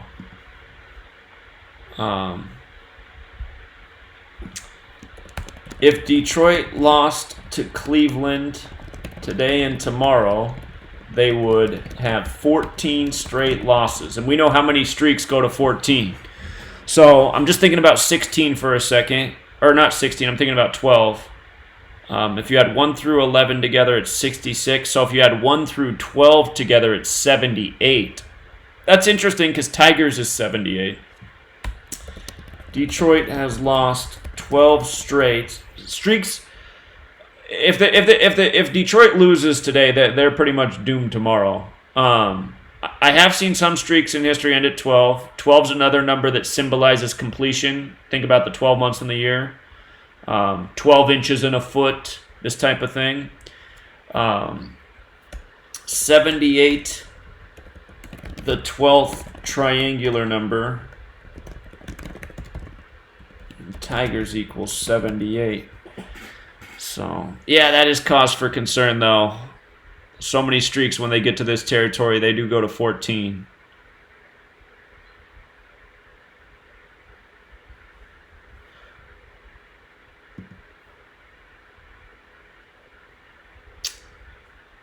All right, let me look more at Zimmerman's stats. I just seen that 96 thing. You guys have been following each day. You know what I'm talking about with the 96 in Cleveland. All right, let's see. He has 37 losses versus the AL. Let's see his splits versus Cleveland. Well, 42, or no. At home, he's 53 and 45.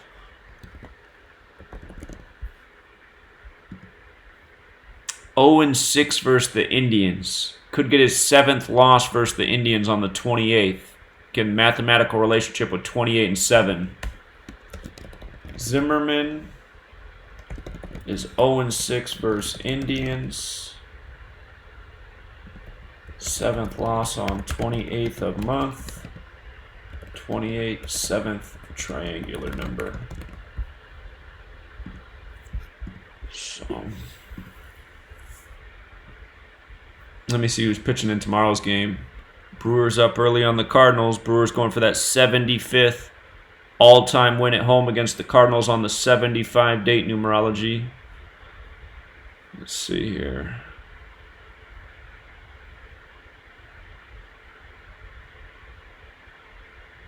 Norris could fall to 3-11 tomorrow at Comerica Park. Comerica Park is 1-1-3. Clevenger can get his 10th win against the Tigers. When you write out 10, it's 39, like Tigers is 39.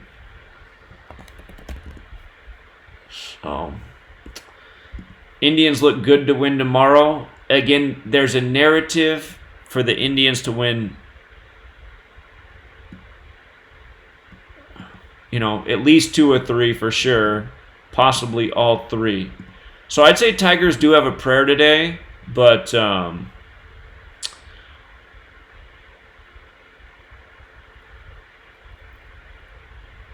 yeah, they'd be another game that I'd consider like a dollar parlay with some of these big upsets today. Obviously wouldn't bet much on the Tigers. Very possible they do get swept. The numbers are there. But remember, if the Indians only win one of the remaining 2, they'll have 37 away wins, Detroit 37, and 78 wins, Tigers 78. But if they win both, they get to 79, Detroit, Tigers 79. So I think Tigers definitely lose tomorrow. Zimmerman, because he could get his 96th career win, and we've seen that 96 pattern with Cleveland, it just makes me think they got a shot. All right, Reds and Marlins. So Alcantara has a chance to do the 5 and 11 thing. Prime number is 11, the 5th prime. First thing jumping out. Marlins' next loss is 85. Miami Marlins is 85. Cincinnati Reds, if I'm not mistaken, is 70. Their next loss is 70. How many games are left in this series here? 2 games left. Okay. If the Reds took both games, they would get to 27 away wins. Miami's 27. Marlins is 103, the 27th prime. We see the 27 play a lot with Miami.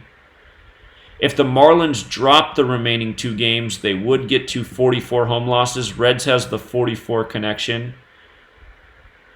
the Marlins drop both games, they get that 86th loss. Marlins is also 86. I don't think... Did the Marlins have a 64 connection? Let me check that real quick. No. Marlins Park 75, like the date numerology. All right, let's see some stats here.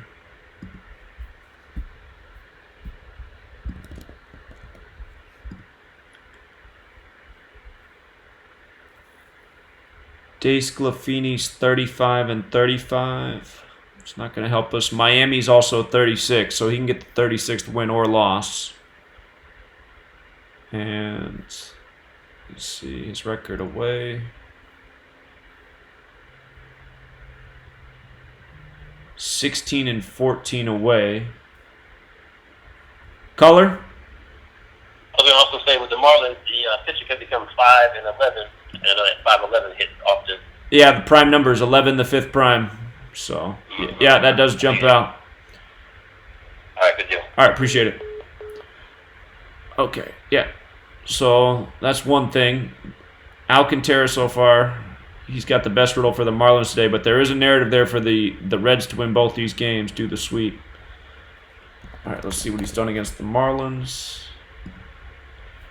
So, DeSclafini's 1-2 against the Marlins. And that means if he lost, he'd be 1-3. 13 plays a lot with Miami, just like how I liked the Reds pitcher yesterday to get that 13th win.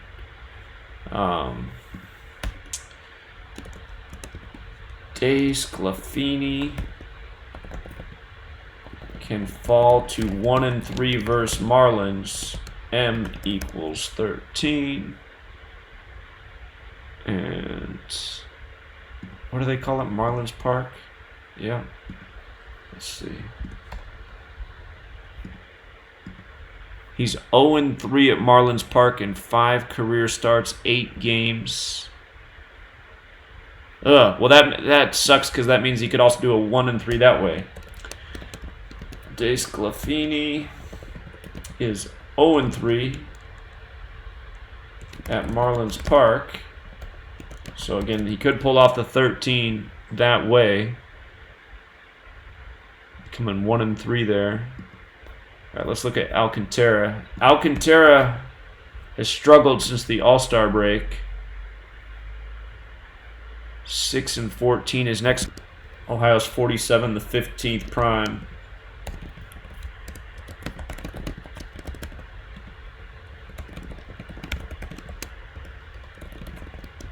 So it would be a good day for the 7th career win, the 28th of the month.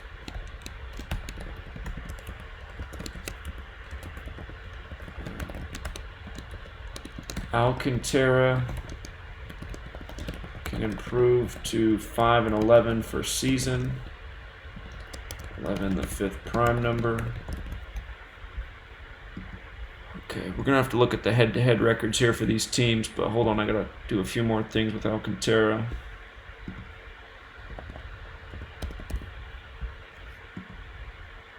Oh-0 versus the Reds, first start against them. Did some middle relief. And Alcantara's 4-8 at Marlins Park. Marlins equals 49. Alcantara is 4-8 at Marlins Park. We got a 48 date numerology too. But Marlins does equal 49, so he could fall to 4-9. And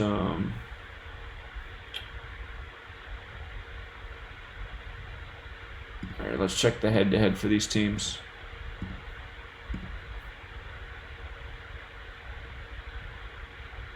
Miami Marlins.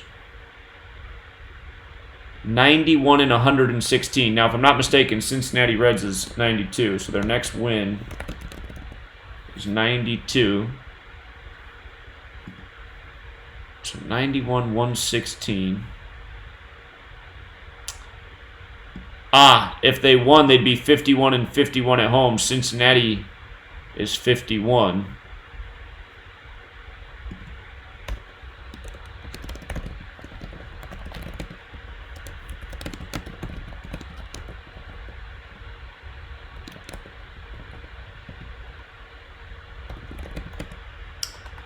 That definitely jumps out.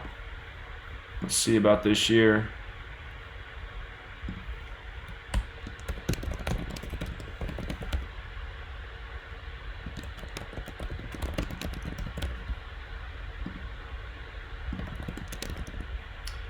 So it would be a major Cincinnati tribute in the record if the Marlins won. 51-51 at home, Cincinnati 51, 92nd all-time win, Cincinnati Reds 92. Let's see here about this year. Marlins have not won yet. They're 0-5.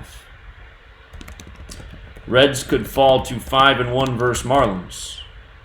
And again, Cincinnati is 51.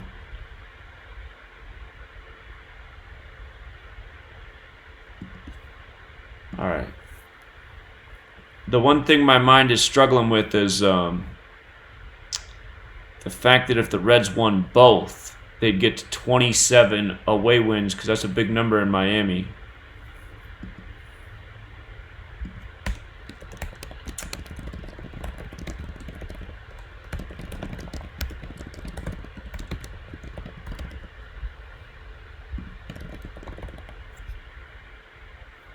Okay. All right, so again with the pitchers, Dace Glafini, we can make an argument either way. Alcantara, he has a couple more riddles to win than lose. Getting the 7th win of his career on the 28th makes some sense. Improving to 5-11, that prime number relationship, especially in the year of the 115th World Series, makes some sense. But he can fall to 4-9 at home. Marlins is 49, so it's definitely not a one-way street. If you can make arguments both ways, you can make arguments both ways. But man, you would have a real nice Cincinnati tribute if the Marlins won today. That 51-51, and that would also give the Marlins a chance to improve to better than 500 in the 103rd game at home versus Cincinnati, just because Marlins is 103 as well. But still looking. The Marlins have the date numerology today as well. I forgot to mention that. They have the Marlins can pick up the 48th win today.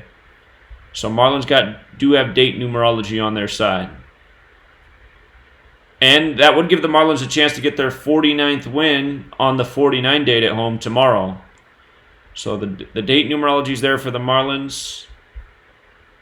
Cincinnati, considerable favorite.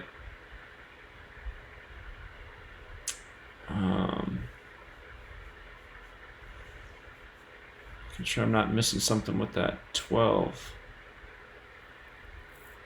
If he stayed on 11 losses versus Cincinnati, 66 is the 11th triangular number. Cincinnati 66.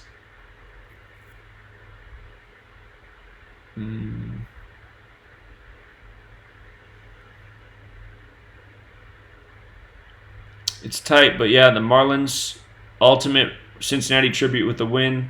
They'd be 48 and 84 too, I suppose. Reflections of each other on the 48 date numerology. All right. A lot of tight ones today. Let's see. Twins and White Sox. So the Twins avoided that 52nd loss yesterday on a date that would have been very appropriate. The church fire yesterday in Philadelphia was on 52nd Street. Yesterday was the 239th day of the year, the 52nd prime. Odorizzi's 13 and 6. You could get a big 33 tribute here. If Odorizzi lost, he'd be 13 and 7, like 137, the 33rd prime. Detweiler could become 3 and 3. White Sox are 33 and 33 at home. Okay.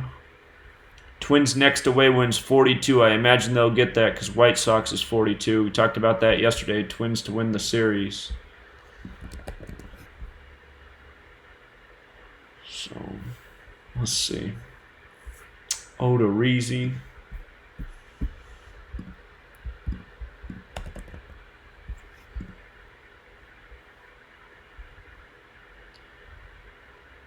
He's 60 and 54. I wonder if he gets that 55th loss in Minneapolis, just because Minneapolis is 55. 20 and 16 with Minnesota. Let's see his splits.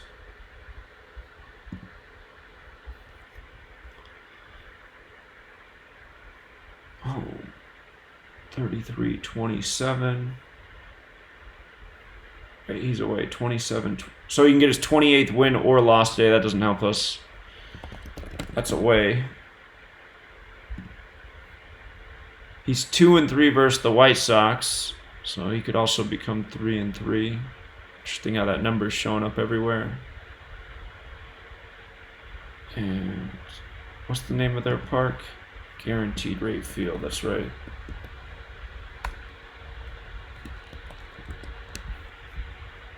Oh, they still got his cellular. All right, he's 0-1 there with a 4.02 ERA. In 3 starts. Right. Not seeing any great clues with that.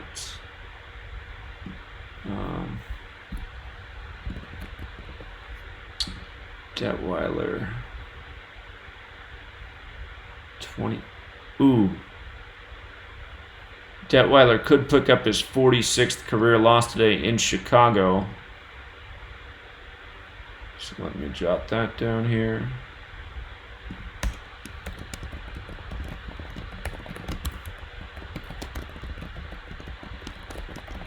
So it'll be fitting to get that in Chicago.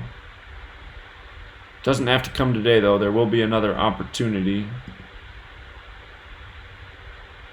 And let's see.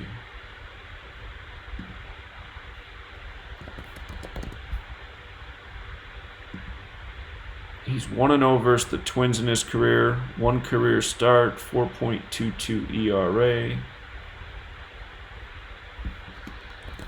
Chicago White Sox.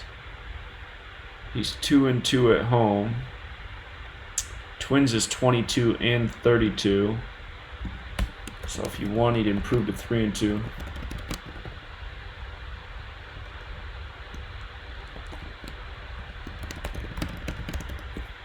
So there's a riddle for him.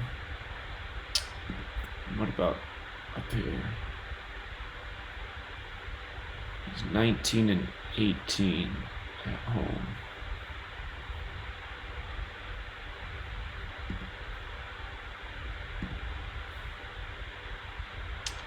Odorizzi could get his 7th loss on the 28th.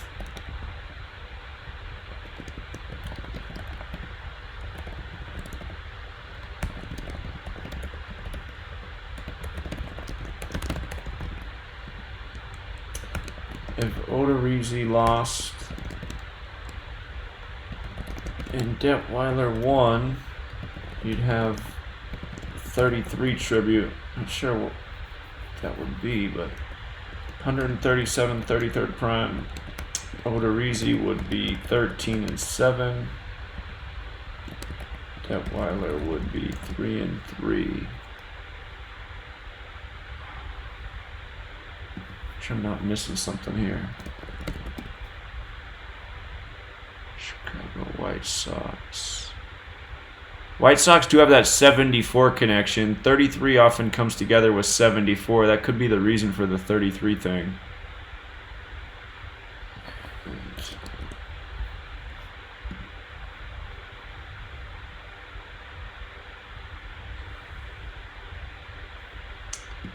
Let's see who pitches tomorrow, because I like the Twins to win one more. Maybe there'll be a clear sign in tomorrow's game. Berrios' tenants. Oh, look at that. Well, God, Chicago's 46 and 37. I guess they could go either way. See Berrios' stats real quick. Berrios 39 and 33. White Sox is 39. He's going to come in with 39 career wins. Could stay on that. C's. Yeah, you can make sense of that either way. Both those numbers play in Chicago.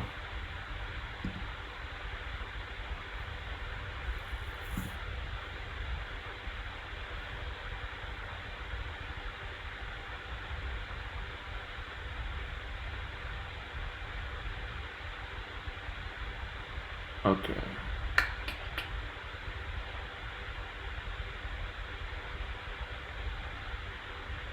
Minnesota's a big old favorite today. Let's see.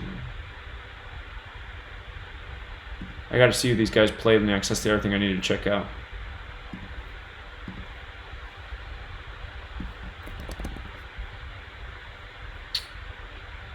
Twins. 1, 2, 3, 4, 5. So if Odorizzi did fall to 13-7, he does face the Tigers next. Tigers is 33. So his record could make a bit of sense going to the Tigers with that. Add that here. Odorizzi faces Tigers next. Tigers equals 33. And Detweiler, who's he face next? Actually.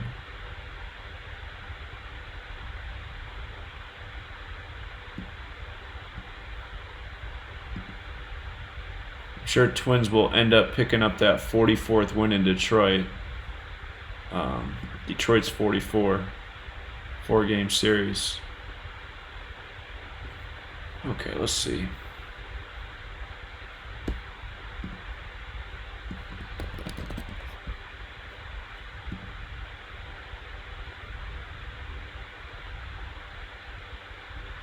One, 2, 3, 4, 5. Well, there's another interesting thing. The pitcher for the White Sox will face Cleveland next, and Cleveland's 33. So maybe that 33 thing is going to happen.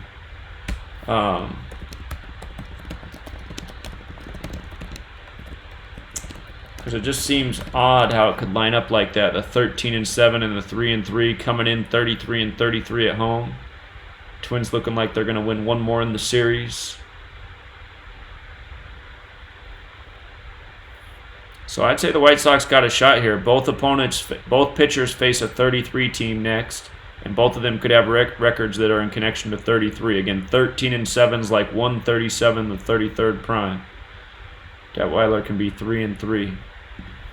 Let's check out the head-to-head again. I think the Twins lead 9-5 right now, if I'm not mistaken.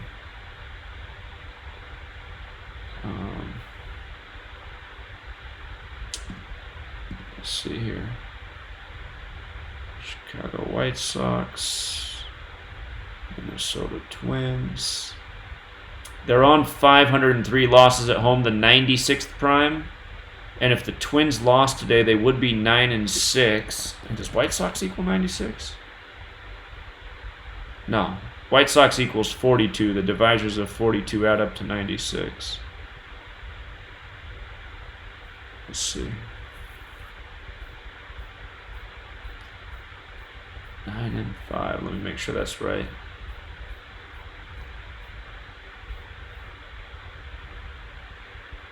Yeah, Minnesota leads 9-5. At home, Chicago is 1, 2, 3. 3 wins. Let's do it this way. Just can't do it. 3 wins. 1, 2, 3, 4, 5. They're 3-5 at home. So if they split today and tomorrow, they'd be 4-6, like Chicago's 46. If they lost 2, they'd be 3-7. Chicago's also 37. But I'm thinking the Twins escape with 42 wins.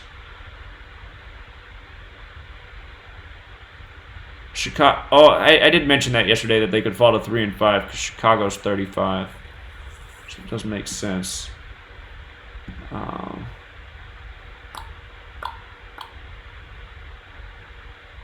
Just jot that note down.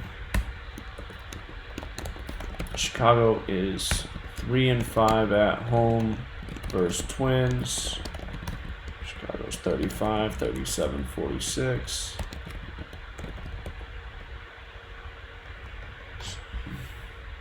I think the White Sox got a chance at an upset here today. The 33s, both opponents with the 33 team next. They win today, they'd be 4-5 at home. Lose tomorrow, become 4-6 potentially. Okay, Rays and Astros. Again, I expect the Rays to win one of these last two games because I really like them to finish with 77 wins and 43 away wins. Houston 77, Astros is 43. Caller? Exactly, it's me again. I'm gonna talk to y'all. You got any game? You like New York last night? Cause I had to make a important delivery. I won't have no internet around me. So who you think I pick for tonight? Call me back. I'm not finished yet. I still want to go through and get all of our best picks, so we're still working on it right now. Call me back in about 1 hour. I should be done. 1 hour? Yeah, call me back in 1 hour. Yes, sir. No problem. Okay. All right. Bye-bye. All right, take care. Bye. Okay.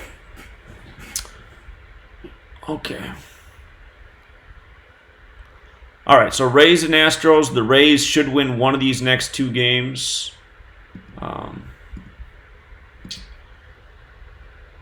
We got to figure out which one it's going to be.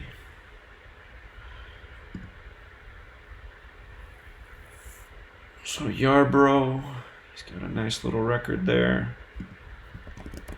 Astros.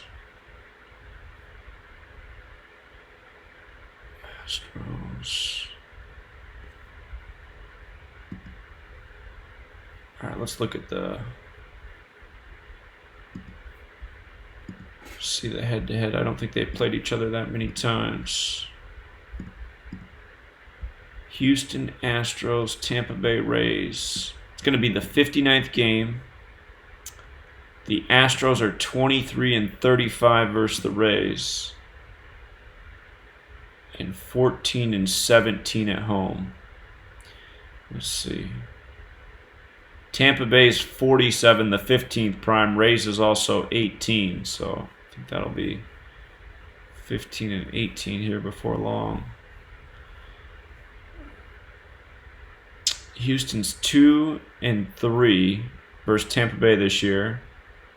And if Houston won today, they would be 3-3. Tampa Bay's 137, the 33rd prime.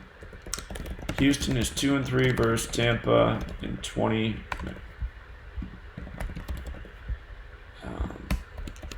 Tampa Bay equals 137, 33rd prime, so they could even it up at 3-3 today. Okay. Let's check it out with the pitchers. Yarbrough has a chance at his 28th win on the 28th. All right, let me jot that down. And let's see his splits here.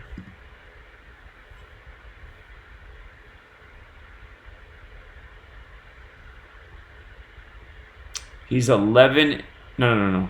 He's 16-2 away. That's right. But a lot of these decisions were middle relief. 16-2. Let's see. Astros. 0-1 versus the Astros with a 1.42 ERA. So he pitched well. He just didn't get any run support.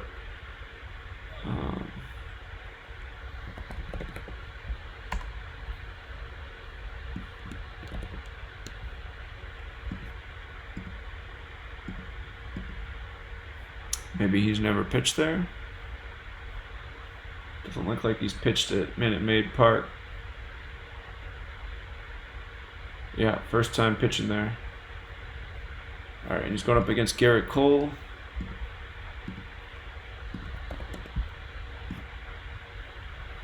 All right, Garrett Cole, 89-52. Tampa Bay Rays is 52. He could stay on 52 losses. 89-52. If you got that 90th win, when you write out 90 as a word, it equals 33. Again, Tampa Bay is 137, the 33rd prime.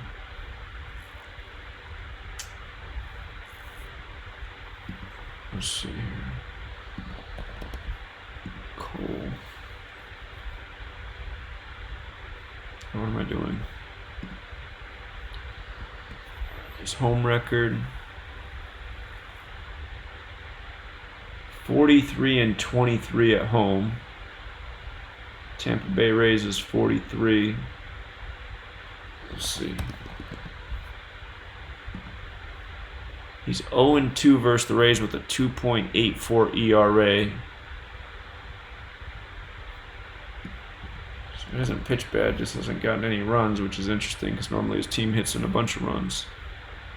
He's 18-4 at Minute Maid Park.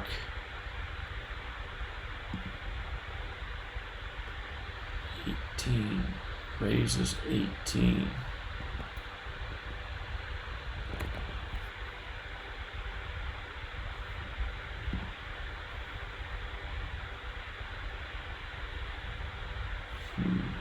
Let's see who these guys face next.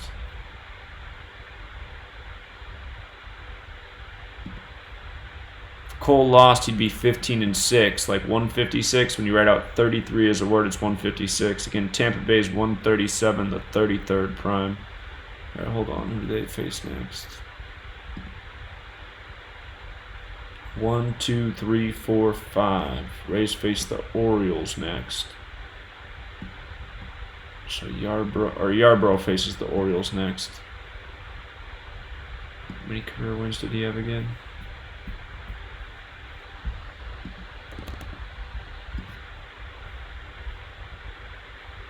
27-9.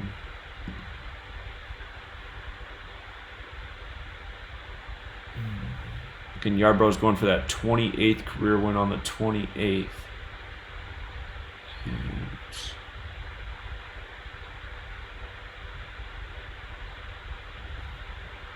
Let me see Garrett Astros schedule. I don't think that connects either. But Garrett Cole's next career win is 90, and Brewers is 90. So, if he didn't win today, he could get his 90th win over the Brewers next. All right, let me jot that down.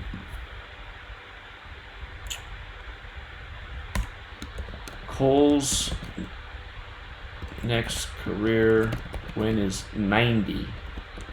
He plays Brewers next. Brewers equals 90.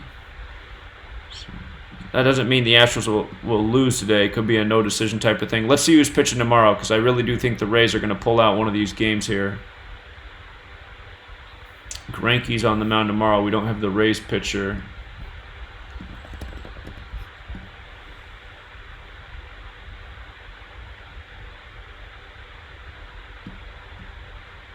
Greinke 201 and 122, and in the AL 70 and 69. Isn't there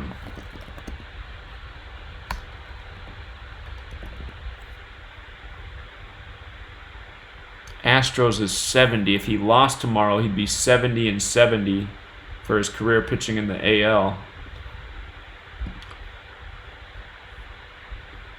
Well, another thing you can do with this game is with this good indicator that the Rays should win one of two.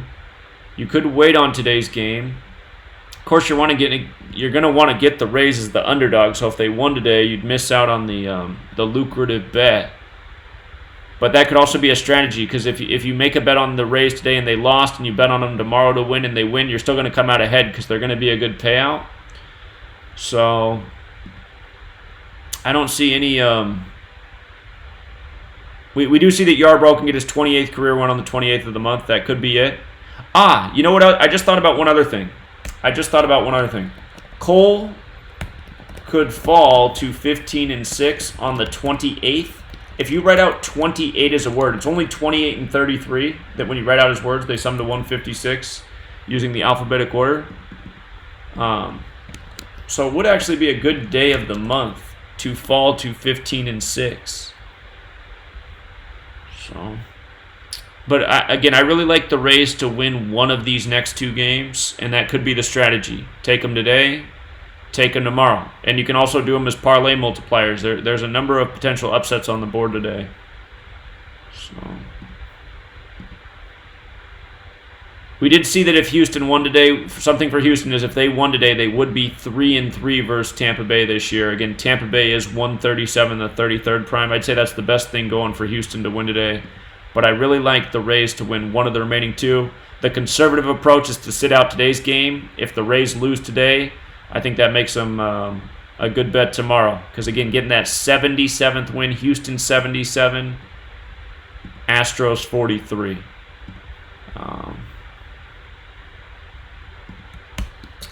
Rays should win one of remaining two games to get to 77 wins and 43 away wins. Houston 77, Astros 43. Okay, the A's and the Royals. Athletics' next win is 34. Symbolic number for them. Athletics is 34. And did the Athletics used to be in Kansas City? Were they the Kansas City Athletics?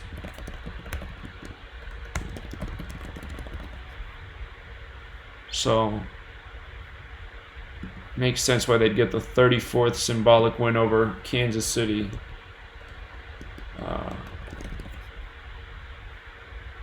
Today and tomorrow, so they have today and tomorrow to do it.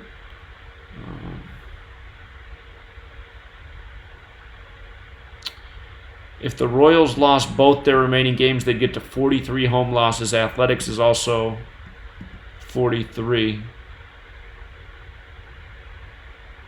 And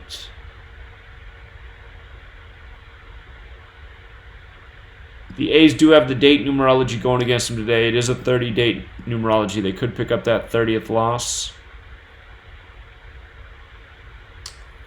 So let's look a little bit more at the pitchers here.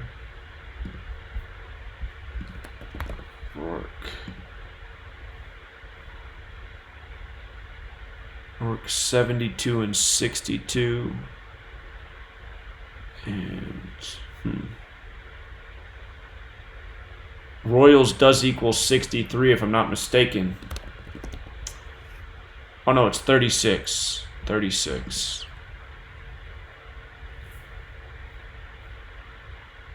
Not 63. Royals is 72. He could stay on 72 wins. Rourke would fall to 2-2 with a loss. Oakland's 22. All right. Rourke is 72 and 62 for his career. Royals equals 72-36.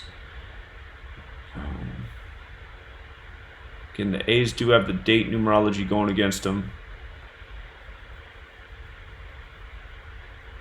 If the Royals won one more at home, they would get their 25th home win, wouldn't they? Athletics 97, Oakland Athletics 97, the 25th prime. So that could be symbolic for these teams to split the next 2 days. Athletics get the 34th win. Athletics 34, used to play in Kansas City. Royals get the 25th win. Okay. Let's look a little bit more here at Rourke. He's faced Kansas City before.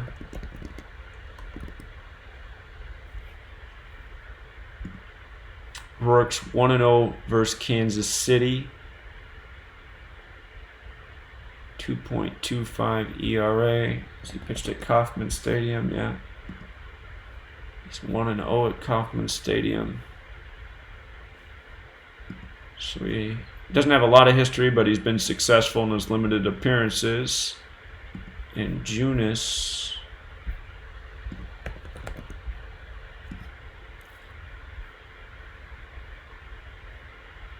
is 26 and 27. Junis could get his 28th loss on the 28th. He could also improve to 27 and 27. Royals is 27. Let's see.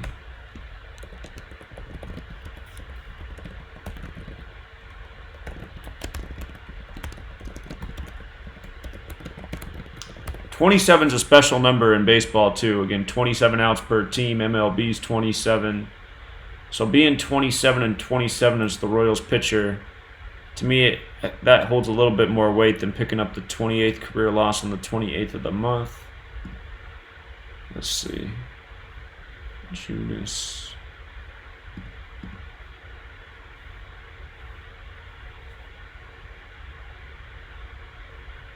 He's 11-14 at home. And athletics. He's 1-2 versus the Athletics. He could improve to 2-2. Oakland's 22 in the most pure cipher.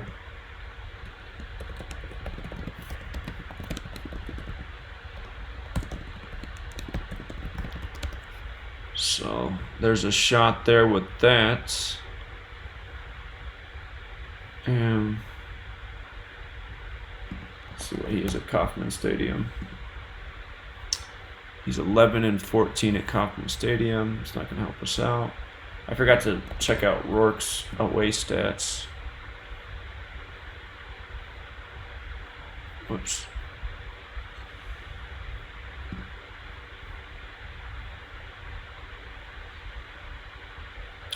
Rourke. Ooh, Rourke could get his 30th career loss on the 38 date numerology away.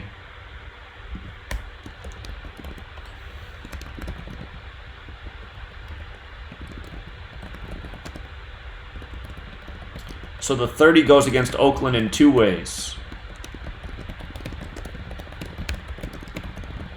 So Rourke could get his 30th career away loss on the 30-date numerology. And the Athletics could get their 30th away loss. And now that I'm saying that out loud, I'm thinking about one other thing. KC is 11-3, like 113. 113, the 30th prime.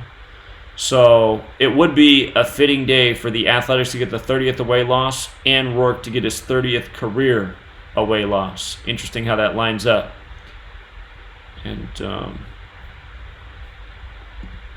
let's see. Did we see who was pitching tomorrow? Bassett's 9-5. He'd have to lose 2 in a row to get to 9-7. Sparkman's 3-9.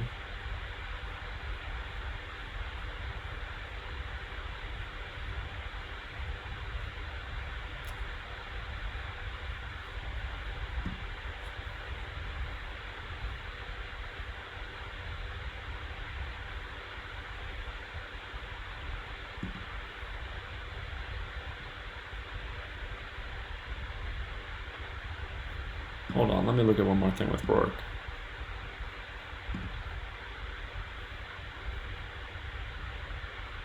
Eight and 8 for the year.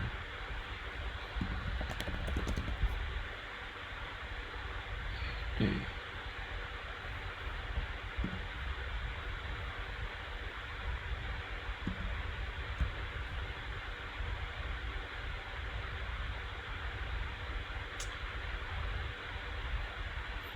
Yeah, I think the Royals got a shot here. I like that the date numerology goes against them in 2 ways. I find that really interesting. And then KC is 11-3, like 113, the 30th prime. So there's actually some rhyme and reason to that. All right. Now the Red Sox, they're going for that 38th win. Colorado 38, the land of 38. Last game of the series.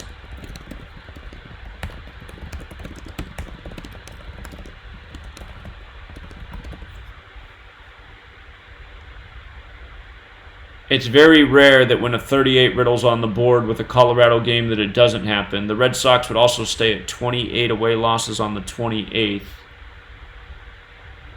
Rockies next home wins 35. Rockies is 35, doesn't have to come day. Rockies can get the 75th loss on the 75 date numerology as well. So I like that.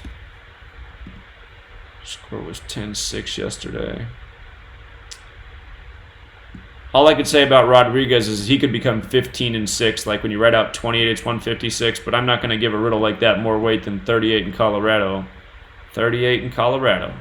Again and again. Let's see here.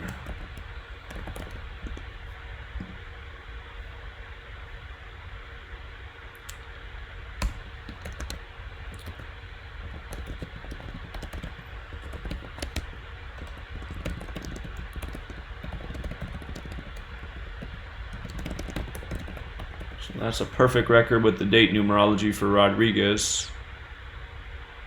And what's the interleague play records here? Boston 6 and 8 interleague play. Colorado is 8 and 11.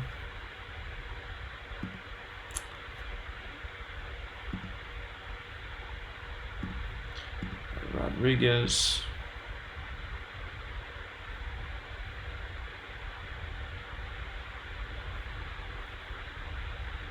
Let's see. 25 and 17 away. Has he ever faced Colorado? One start, 7 point.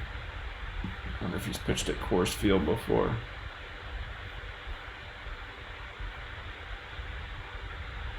Looks like he hasn't pitched at Coors Field before.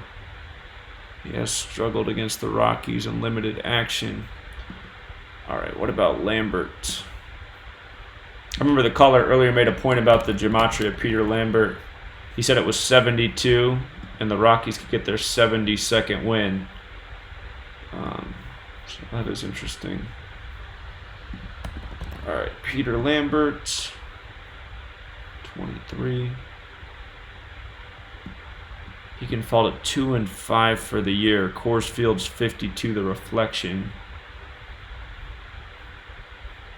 Yeah, I doubt he's... Let's see. 38th win. That's the Colorado number. And I did like that Rodriguez could also get his 48th career win on the 48 date numerology and stay at 30 losses. So I guess we can look ahead and see who they face next. Oops. Twins. They play the Angels at Los Angeles tomorrow. Well, God. Okay, I got to play devil's advocate to this Red Sox narrative. I mean, 38 in Colorado, it's the number that it's the gift that keeps on giving. But I am seeing one thing now that they play LA tomorrow or next. LA Angels equals 71. Los Angeles equals 37. Red Sox could stay on 71 wins and 37 away wins. Yeah. Remember, Tyler Skaggs died on 7-1.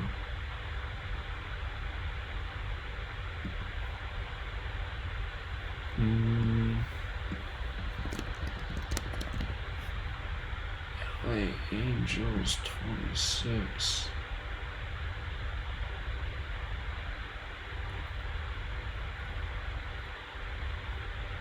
Okay, that is one thing to consider for the Red Sox, but still, Colorado and 38, I mean, it's very rare that the 38 riddle doesn't come through. I can't even remember the last time it didn't.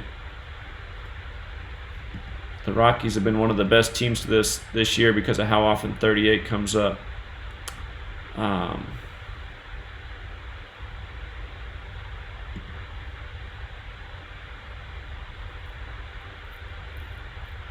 Friday, that'll be what?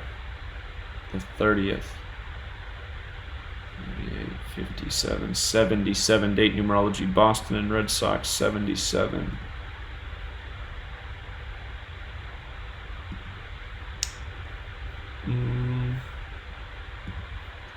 Let me see who the Rockies play next. Face the Dodgers next. Followed 2 and 5, or 3 and 4. That doesn't go with the Dodgers. Let's see. They play Pittsburgh tomorrow. So if the Rockies lose, they stay on 59 wins. Pittsburgh's 59, and they'd stay on 34 home wins. Pirates 34. So you got the same type of scenario with the Red Sox and the Rockies in terms of how if they lose, they stay on the right numbers for the next opponent. Yeah, I got to lean towards Red Sox picking up 38. I mean, and we also saw how good it was for the pitcher too.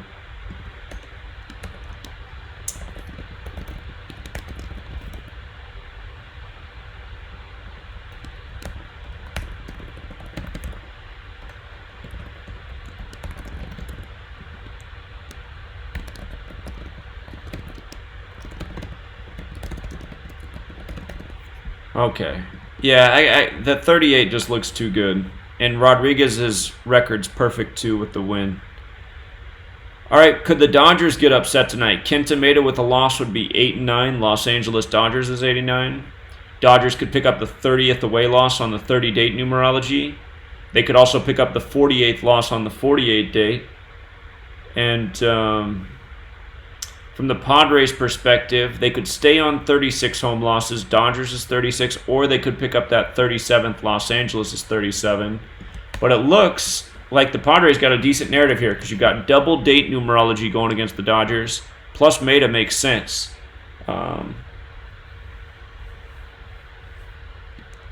Padres can stay on 36 home losses or pick up number 37. Dodgers equals 36. Los Angeles equals 37. Let's see here. Kenta Maeda can fall to 8-9 for season. Los Angeles Dodgers equals 89. All right, let's look at the. Wait, did we do the head-to-head for the Rockies and the Boston? Let's do that real quick too, and then come back and do it for the Dodgers and Padres. Rockies, Boston Red Sox 10-12, 5-4 at home. Rockies has the connection to 64.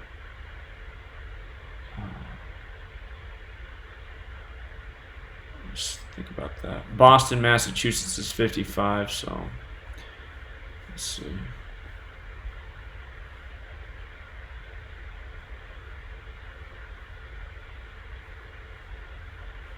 Rockies are 1-2 versus Boston this year. Boston's 2-1. Boston's 22-31. So you can make an argument either way. I'm just going to jot that down real quick.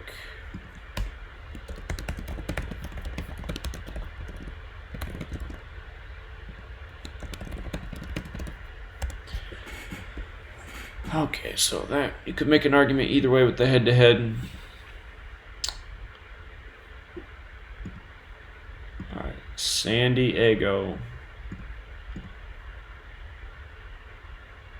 versus the Dodgers. They stayed on 2-11 yesterday, remember?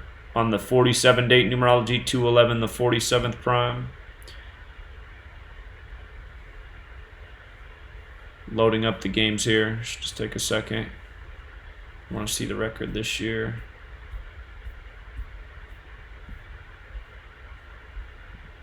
So San Diego is 6-9 versus the Dodgers, and San Diego Padres is 79. So that could hit. Caller? Hey Zach, what's up? Hey.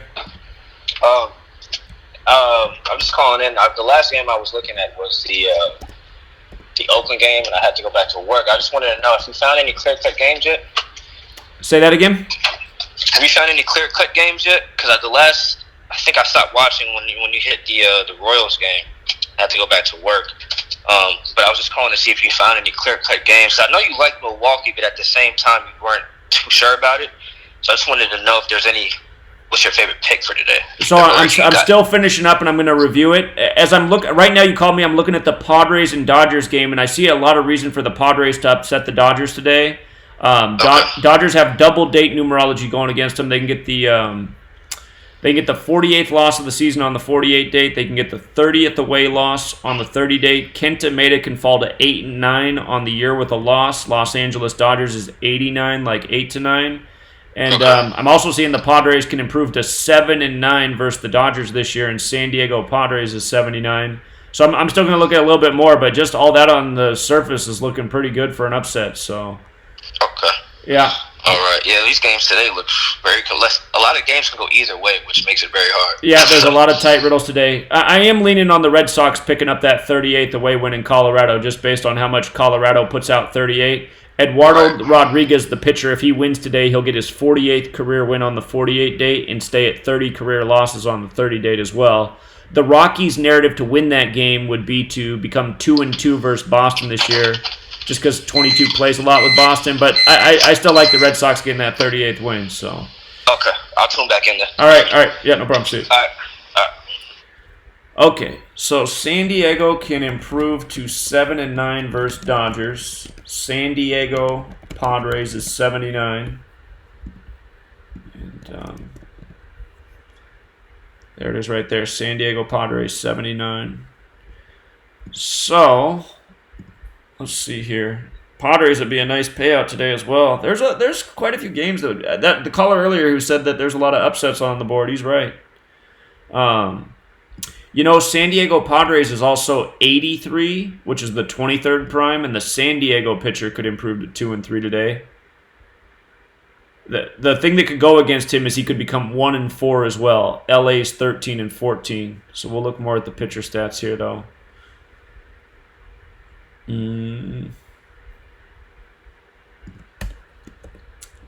don't remember this guy pitching before. Winginter.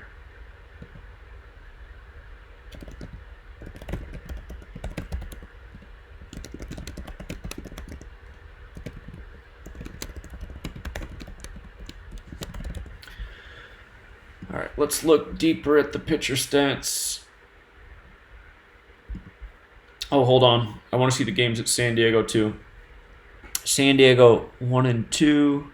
So San Diego right now is 2 and 3 at home this year. 2 and 3 at home. And San Diego Padres is 137, the 33rd prime. Hold on, I got to get that note here. Whoops. San Diego is 2 and 3 at home versus Dodgers. San Diego Padres equals 137, 33rd prime. To play devil's advocate, Los Angeles Dodgers equals 89, 24th prime. So they could become... Remember, they signed Manny Machado 137 days from his birthday. So you can make sense of the home record, but if they do win, they are 7 and 9 against the Dodgers on the season, and San Diego Padres is 79. So I do like that. All right, we got to look at the pitchers deeper. Maeda could get his 36th loss. If I'm not mistaken, Padres is 36. So Maeda could get 36th career loss, too.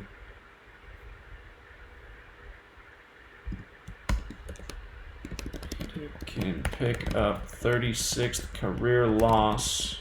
Padres is 36.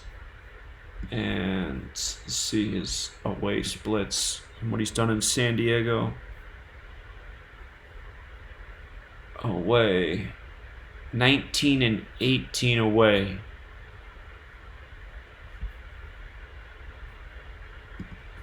I don't think we have like any 67 connection. No. All right, what about against the Padres? Ooh, I hate that, man. So he's 6 and 4 versus the Padres. San Diego Padres is 65. San Diego 74. That situation comes up so much with San Diego. It came up yesterday with Quantrill as well. He had a chance to become 6 and 5 or 7 and 4. Plus, it was 74 date numerology. Dodgers had quite a bit going, though.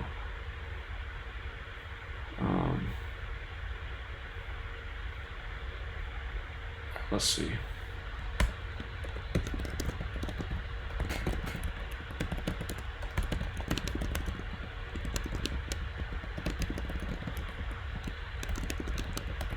All right, so you can make sense of his head-to-head record either way. Let's see what he's done at Petco. He's 3 and 2 at Petco Park. Being 3 and 3 would make more sense because San Diego Padres is 137, the 33rd prime.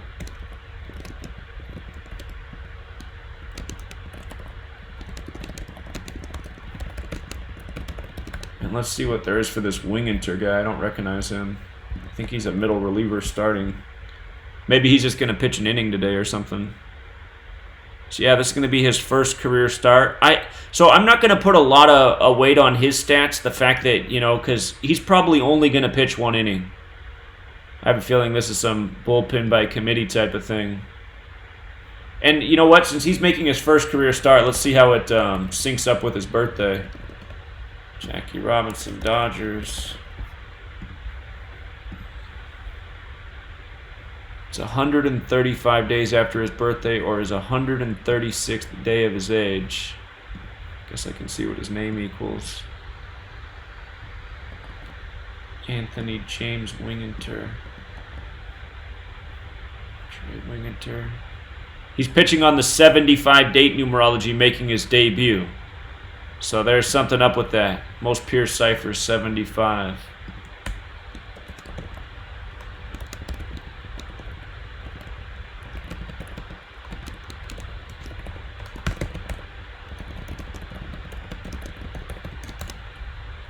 Alright.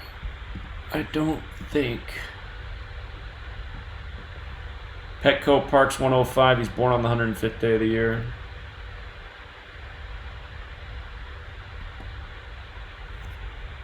When the game ends tonight, it'll be a span of 137 days from his birthday, East Coast time. I don't know if that matters.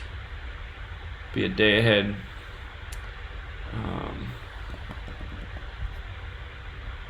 Dodgers.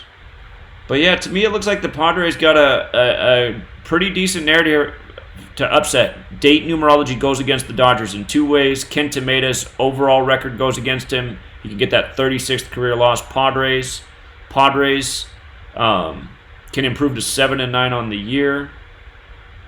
And if the Padres lose just one more game, they'll have 37 losses. Los Angeles is 37. They do play again tomorrow, don't they? Let me double check that. Do they got one more game? Oh, never mind. It's the last game of the series. Padres are at the Giants tomorrow. You know what? Giants equals 70. So if the Padres didn't lose today, they'd stay on 70 losses to face the Giants. So that's another good one. Let me add that to the team riddles here. If Padres don't lose, they'll stay on 70 losses. Padres face Giants tomorrow. Giants equals 70. All right. So yeah, I think the Padres, they got a good shot here. All right, Rangers and Angels. How many games left in this one? Rangers, last game of the series. Then they host the Mariners tomorrow. Or wait, was that tomorrow? Tomorrow. Okay.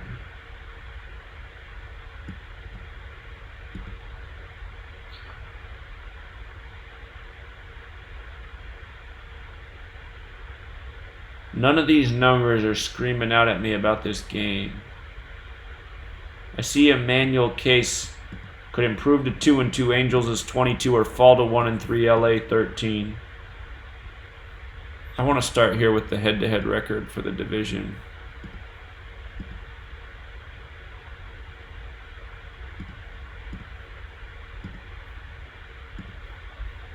Angels and Rangers.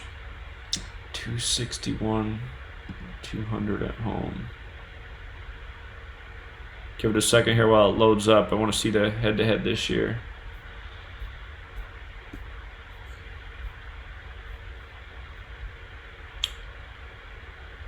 Okay. 9-9. We talked about this yesterday. Getting to 9-9. What about in LA? 3-1,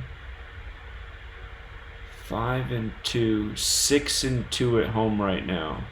1, 2, 3, 4, 5, 6. 1, 2, 6-2.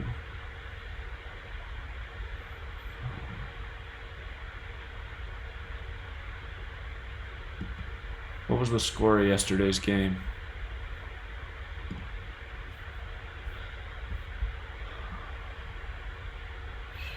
2, 6-2, 5-2. Texas Rangers 52.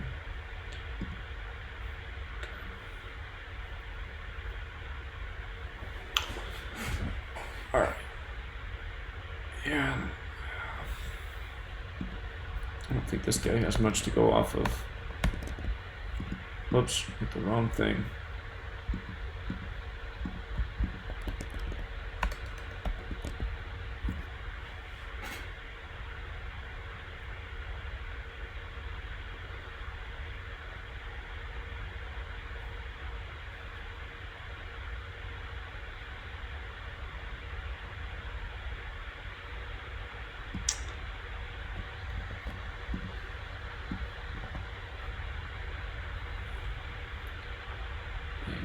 Place.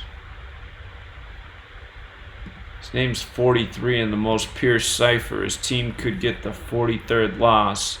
Again, the pitcher name Gematria, it's interesting how often things perfectly line up and then don't go that way. That's the one thing about in the playoffs it's good, but in the regular season I've noticed it's not.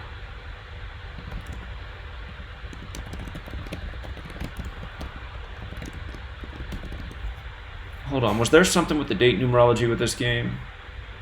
Texas can get their 30th win versus the AL West today. So there was something with the date numerology. Texas can get that 30th win.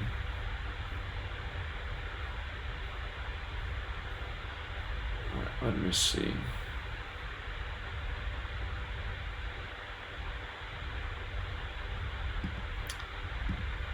Let's see. Angels can get their 28th win in the West. Does Rangers equals 28? No. Oh, Rangers is 107, the 28th prime, though. All right, hold on.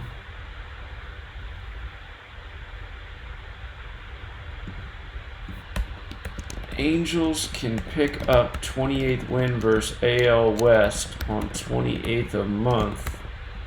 Rangers equals 107, 28th prime. Okay, but the Rangers also can get the 30th win in the AL West on the 30 date numerology. They're on 55 wins versus the AL. Los Angeles 55. They're on 58 losses. Angels 58 as well. Los Angeles Angels is 59. Texas could pick up 59th loss versus AL. Los Angeles Angels equals 59. 25, 52. Angels are on 52 wins like Texas Rangers. They won 5-2 last night. They're on 62 losses. Caller? Hey, Zach. I was curious to know if you liked Miami or Cincinnati today. The Miami and Cincinnati game. I'm about to review everything in a second. Hold on. Let me look at all my... I don't want to disrupt you, so I just No, it's want okay. to review that game. No, it's okay. So what I saw in this game is that... Denim, by the way. What? Yeah, I know it's Denim. What's up, man? I was kind of feeling Miami. Don Mattingly is in his 131st day of his age, and Miami Marlins equal 131. Right. And Anthony DeScalfani for the Reds, he's number 28. The Marlins can get their 28th home win. And in the series all time, they can become 51-51 at home against the Reds, and Cincinnati is 51. So that was what I saw. The Marlins could become 51-51 at home versus Cincinnati. Cincinnati's 51. The Marlins their next win. 38th win on 48th date. And Reds equals 28 as well. The Marlins' next win versus the Reds is also 92. Cincinnati Reds is 92. And if the Reds lost today, they would be 5-1 versus the Marlins as well. So another 51 tribute Cincinnati. Wow. Okay. So, yeah. And then the 48th date for the Marlins, so they'll be 48-84. Reflection. Right. I like the Marlins. Right. So they got the 48 date numerology, the Marlins, and you're right about getting the 28th home win on the 28th. Reds also equals 28. So. Great. Yeah. I appreciate your work, Jack. All right. Yeah. Thank you. All right, just before you go, the devil's advocate narrative is there's 2 games left in this series, and if the Reds won both, they'd get to 27 away wins. Miami's 27, and Marlins is 103, the 27th prime. But even still, the Marlins record looks like a major Cincinnati ritual with a Marlins win today. So I'm still leaning Marlins too.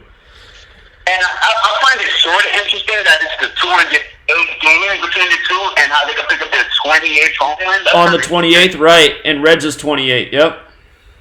Okay, I appreciate you, Zach. All right, yeah, good work, man. Appreciate it. Okay. I don't think I actually jotted down the fact that Reds equals 28 when we were talking about that game, but I know that is true. Remember at the beginning of the year, the Reds had a chance to begin 1-9? I remember I was just so confident that they wouldn't, I was wrong. Because Reds equals 19 in the most pure cipher, but if you use the rule for S, it's 28. But I was like, how did they not start 1-9? Reds 19 is 2019, and then sure enough, they won that game. I was like, okay. Well, I guess Reds is 28 too. But so anyway, the 28 does play with the Reds is the point I'm making. That was like the first game that really disappointed me early in the year. We started off well this season, and then things got funky for a minute. Let me see. Marlins can pick up 28th home win on 28th. Reds equals 28. Okay. Coming back to this Rangers-Angels game. It's looking like another tight one. It's the day of the tight ones. There wasn't a lot with Clace. Let's look at Sandoval real quick, see if he's got anything that stands out. Yeah, he doesn't have a lot of history either, so... Yeah, it's hard because we got two pitchers with not much going on. And...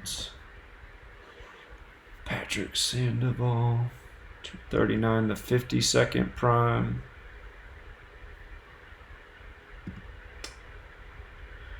I don't think I would mess with this Rangers-Angels game. Rangers do have a shot at the 30th win in the AL West on the 38-date numerology. In case you don't know this about Los Angeles, if you write it out on postage on an envelope, it is 113, the 30th prime. Even still, it doesn't give me any confidence that the Rangers will get that 30th away win in the AL West, because we also saw how the Angels could get their 28th win versus the AL West on the 28th of the month, and Rangers equals 107, the 28th prime. I think I like that more than the 30th win, but yeah, I just want more. I want more to look at, more variables to go off of. We did see that this Emmanuel Clace equals 43. His team could get the 43rd away loss. Here, let's go back over our games. Brewers are up on the Cardinals. Again, you had Riddles going both ways. It was feeling a little bit better for the Brewers. Due for a win. Good team, not getting swept at home by the Cardinals. Still a lot of game left. But if the Brewers do win today, they pick up the 75th all-time win at home on the 75-date numerology. And they stay at 107 home losses on the 28th. 107, the 28th prime. Those 107 connects could be big today. Mariners and Yankees. Mariners are a big underdog at home. The line's growing, which means the money's going on the Yankees, which means Vegas can win with a Mariners upset. Probably not a lot of money on the Mariners today. James Paxton with a loss will be 10-7. Seattle equals 107. 107 on the 28th. 107 the 28th prime. Yankees can get the 48th loss on the 48-date numerology. Mariners can get the 30th home win on the 30-date numerology.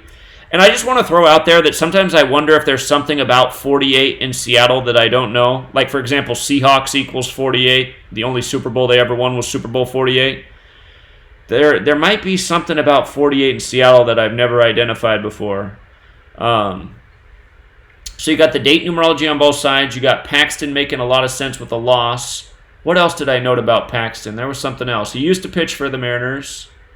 Oh, yeah, Paxton had a riddle to win today, too. He could get his 52nd career win, and Mariners equals 52. I still dig the 10-7 thing, just like how yesterday Tanaka got to 10-7. This Justice Sheffield, he's pitching 107 days after his birthday, and he used to be a member of the Yankees. So I think that's extra emphasis on 107. I think the Mariners are worth a shot at an upset today. Again, never bet the house on the Mariners. They do blow some good riddles. and the Yankees, one of the best records in the league, but Mariners definitely got numbers today. If the Mariners don't lose, they stay at 39 home losses. We know about New York and 39. The biggest concern for me about the Mariners is that they could pick up the 78th loss, and New York is 78 as well. But still, date numerology, 107. Both pitchers have played for two teams, the Yankees and Seattle. I think it's maybe a day to throw a bone to the Mariners fans. Okay, Pirates and Phillies. Phillies got the date numerology going against them again. They could get the 30th home loss on the 30 date. Velazquez could fall to 5-8. Pittsburgh's 58 in the reverse reduction cipher. But if you use the rule for H, Pittsburgh's also 67. That number does play with Pittsburgh too. Again, it doesn't look good for the Phillies today. If Mitch Keller won, he'd be 2-2. Philadelphia's 79, the 22nd prime. It looks better for the Pirates, but personally, I wouldn't bet on the Pirates. I just wouldn't bet the game because I just feel like the Phillies, they've been getting all these strange riddles and rituals all year. I feel like they're going to pick it up here at some point and just go on a winning spurt and put themselves in playoff position. And it's just like yesterday. The Phillies had the narrative going against them, and, Pirates had the better riddle yesterday. I said the same thing yesterday, so, if you would have bet the Pirates yesterday, they had the better riddle, you would have won. And it could end up being the same thing today, but I just got this apprehension because I expect the Phillies to do something. Consider yesterday, Philadelphia had the big national news story, the church fire by the numbers. So church and fire, 29. Yesterday had the 29 date numerology. The Phillies got the 29th home loss. I wouldn't bet Phillies today, though. Things are lined up against them. The riddle looks better for Pittsburgh.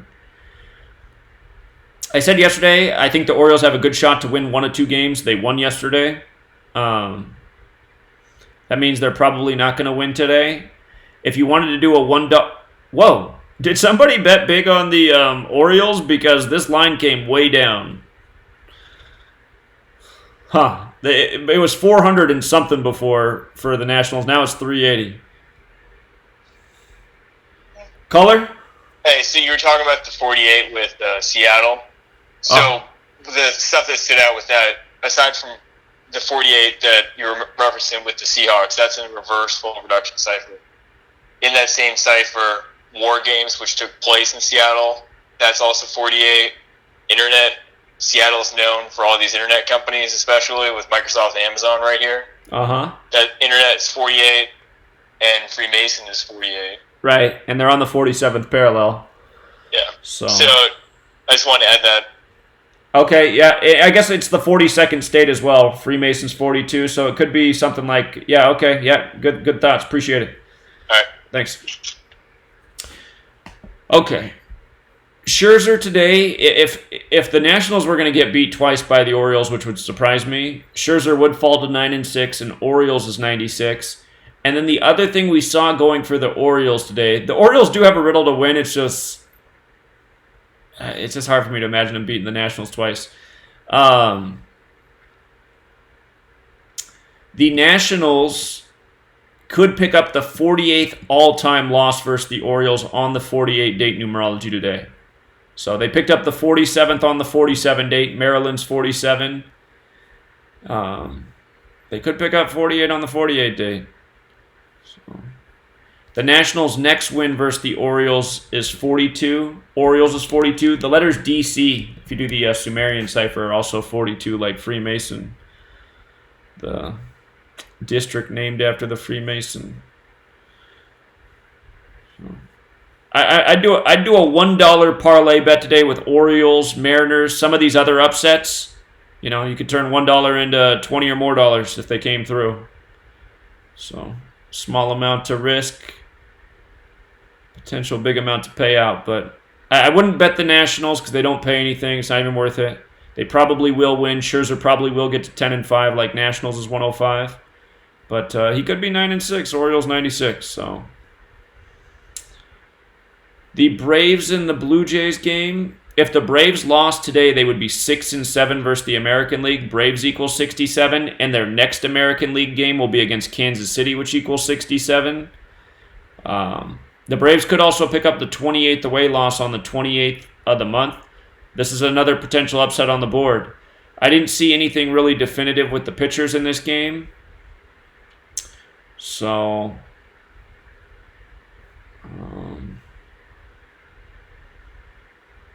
the best thing I saw going for the Braves was that Fulty Newix could get his 23rd career away win, and Blue Jays does equal 23.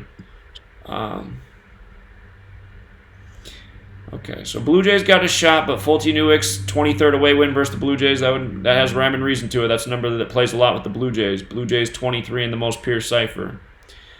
Cubs and Mets, I think they're going to split today and tomorrow. Hendricks has a great history against the Mets. He's 3-0 against them with a .47 ERA in 3 starts. He's on 24 career away losses. Mets equals 24. He's also on 30 career away wins on a 30-date numerology. Hendricks is also 2-0 at the Mets with a .69 ERA. So again, he's been very good against the Mets, even on the road there. If Hendricks won today, it would give him a chance to become 11-9 in his next start, which will be against the Mariners, and Mariners is 119. So that's another thing to consider. He's 9-9 right now. Syndergaard's at 46 career wins. Chicago's 46. Chicago Cubs is 46. He's also at 28 career losses on the 28th. Perhaps he gets a no decision. Hold on, there's more that I got to share about this game. Where did it go? The Mets are 2-3 versus the Cubs this year, 0-1 at home. So if they won, they'd be 3-3, like New York's 33. They'd be 1-1 at home, like New York's the 11th state. But if they lost, they'd be 2-4. Mets is 24. And the reason I like the Mets to split is because if the Mets split today and tomorrow, they'll be 1-2 at home versus the Cubs. Mets is 12. Chicago's 37, the 12th prime.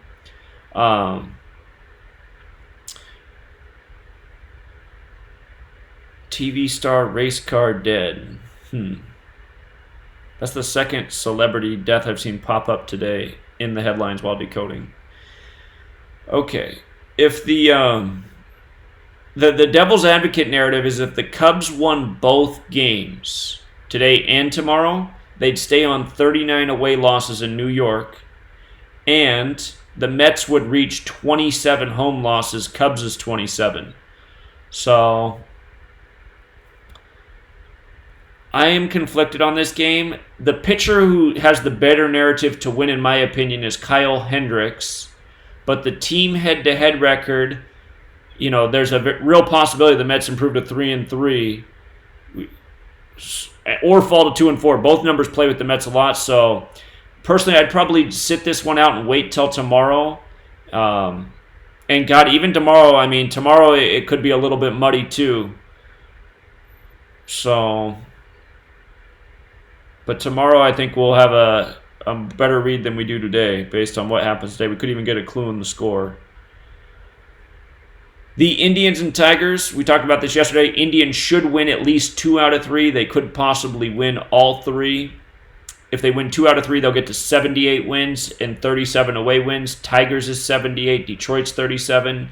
If they sweep the series, they'll get to 79 wins. Detroit Tigers is 79. Detroit has lost 12 straight to Indians this year. Right now, the Tigers are 1-13 versus the Indians. Again, Comerica Park's 1-13. Losing 12 straight's interesting because that's the 78 is the 12th triangular number. Again, Tigers is 78. If the Tigers lose today, they probably will get swept and lose 14 straight. We know how often streaks go to 14. The riddle for the Tigers to upset today is through Zimmerman. Zimmerman could get his 96th career win, and we've seen 3 pitchers in recent days become 9-6 against the Indians. Again, Freemason equals 96 and 48. Cleveland's 48. So, in my dollar parlay bet today, I'd probably throw the Tigers in there. But you don't want to get too greedy. Do your multiplier math and see The Mariners have a great shot. I think the Mariners have the best shot out of all the major upsets. The Orioles have a little narrative. It could happen. But through Zimmerman is the Tigers' hope. But it looks like the Cleveland might be doing the 14 straight win thing here, which is most likely. So I'll let you think about that one there with Zimmerman. If Zimmerman lost today, by the way, he'd be 0-7 versus the Indians for his career. If you add 1 through 7 together, it equals 28, like it's the 28th of the month. The Reds and Marlins game, the riddle is mostly through the team head-to-head record, in my opinion here. We just had somebody call in about this. But if the Marlins win today, they will be 51-51 at home versus Cincinnati. Cincinnati equals 51. If the Reds lose today, they will become 5-1 versus the Marlins this year. Cincinnati, again, 51. So they're 5-0 right now. They're perfect. With a loss, they'd be 5-1.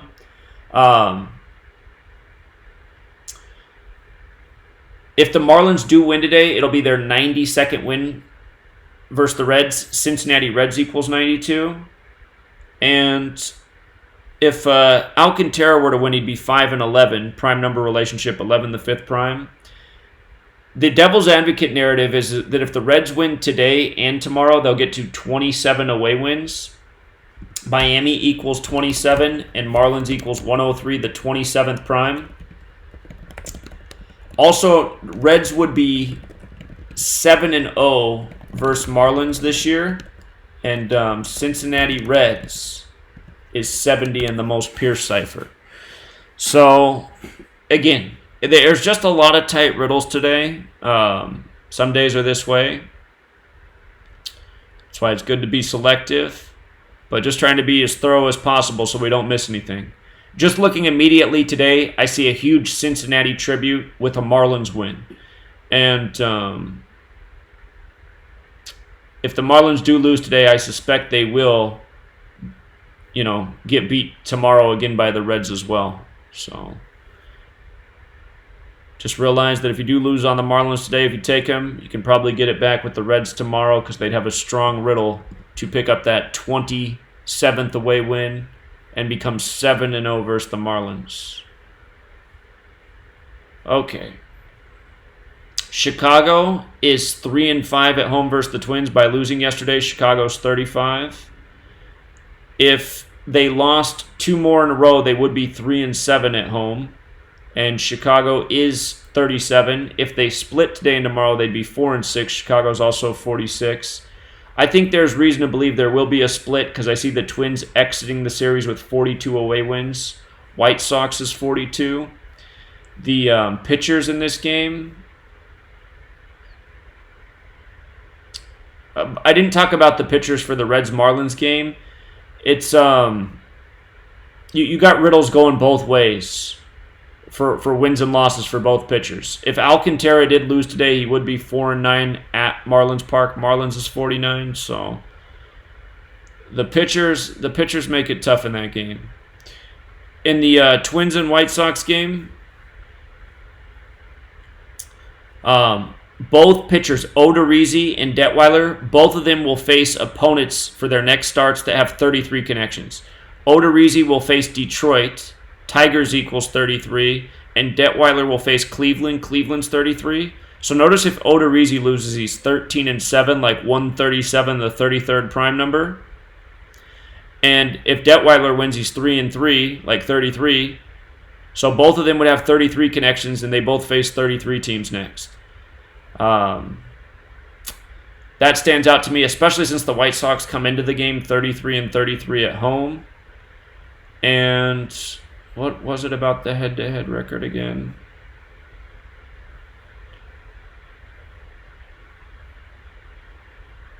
I didn't write down the overall. Well, I know that Minnesota is 9-5 versus Chicago for the year. Make sure there's not some 105 connection I overlooked. Twins. White Sox.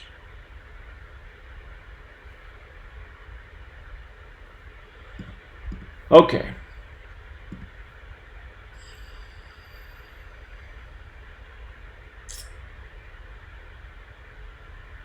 Yeah, so through the pitchers, I just have a feeling that 33 should come through just because they both face 33 opponents next. So White Sox have a good shot at the upset. They'd be a nice payout as well. If the Twins won today, I think that would give the White Sox a good shot tomorrow just because I see the Twins exiting on those 42 away wins since White Sox is 42.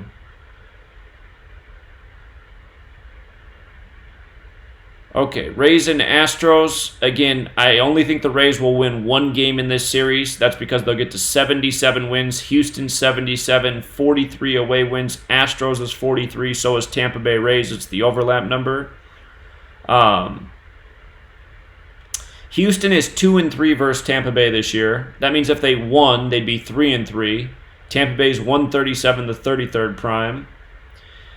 So that's the riddle for the Astros to win today. The head-to-head record to get that 33 tribute. And for the pitchers today, Yarbrough has a chance at his 28th career win on the 28th of the month. We saw that Garrett Cole, his next career win will be 90, and he's going to face the Brewers next. Brewers equals 90, so if he didn't get the win today, he likely would get it against the Brewers in the next start. I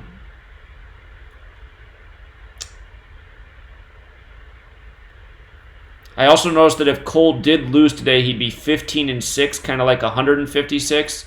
If you write out 28 as a word, it equals 156. So through the pitchers, there's a narrative for the Rays to upset today. Again, the Astros becoming 3-3 at home against Tampa Bay kind of makes sense. But like I said earlier, you don't want to miss out on the Rays upsetting the Astros. Do we have a line for tomorrow's game, by the way? Let's see what tomorrow's line is if they put it up yet. We don't have it yet because we don't know the pitcher. And we saw that Greinke, what was it about Greinke again? Greinke.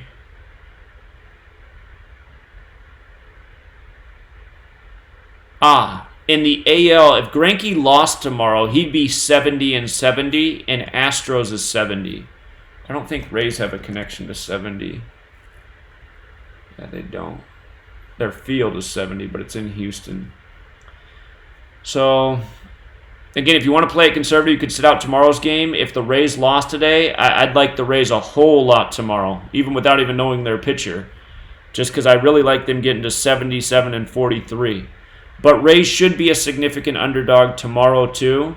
So that's why you don't want to miss out on the Rays upset game because it's going to be a nice payout. Hey, man. Hey, Zach, I'm back, man. Okay, so we're just finishing up. So I think the Mariners have a great shot at an upset today. They'd be a nice payout, so that's a game to consider. I don't know if you ever do small parlays and just put them together. But if you just like put down $1 on Orioles and Mariners both winning, the Orioles have a shot today. I don't think the Orioles are going to win, but they have a shot. So I was suggesting some small bets people could do on a parlay where $1 could turn into something like $50 with some of these games. I'd probably shy away from the Orioles-Nationals game, but they have a potential upset. The National pissed me off just there, man. They get hit, man. Which one? They can hit us, and the whole game they can hit nothing, man. I can't believe it.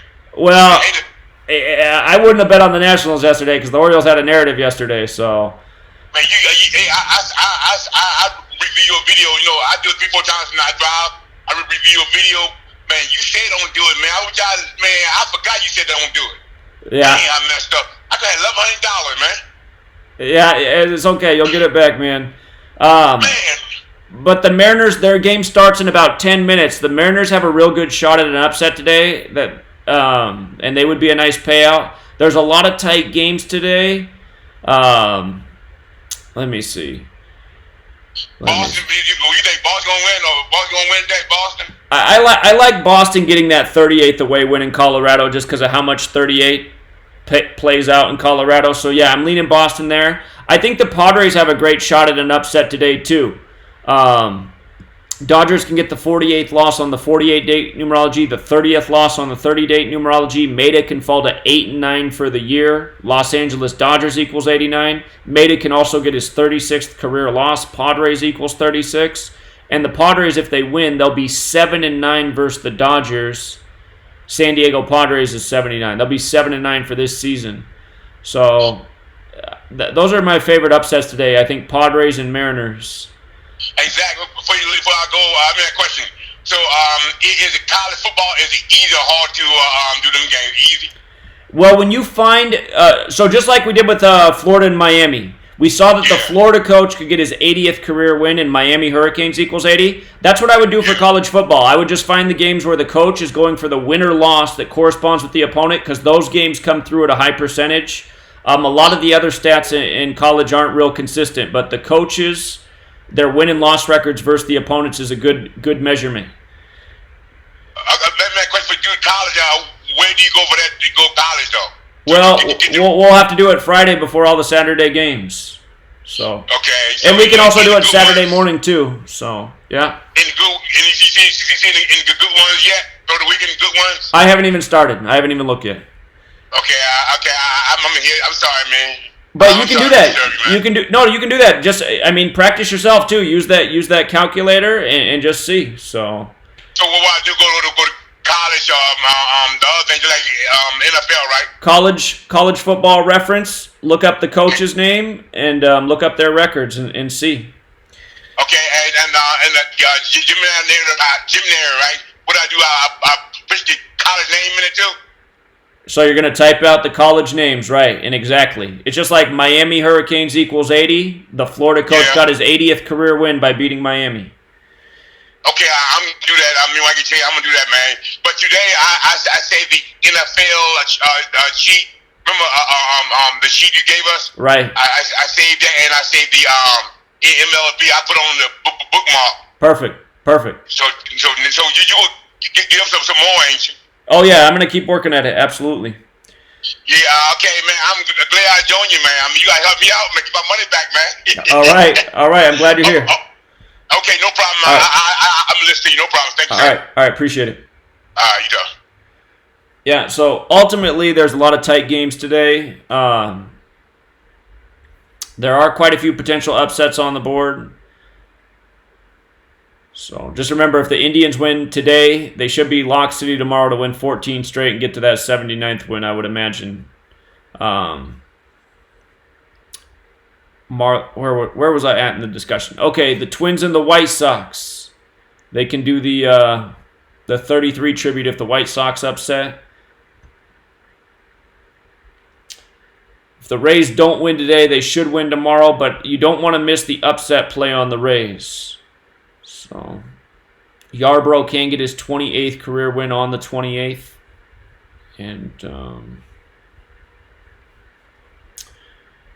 the A's in the Royals game, Rourke comes in 72-62. Royals equals 72 if he didn't advance.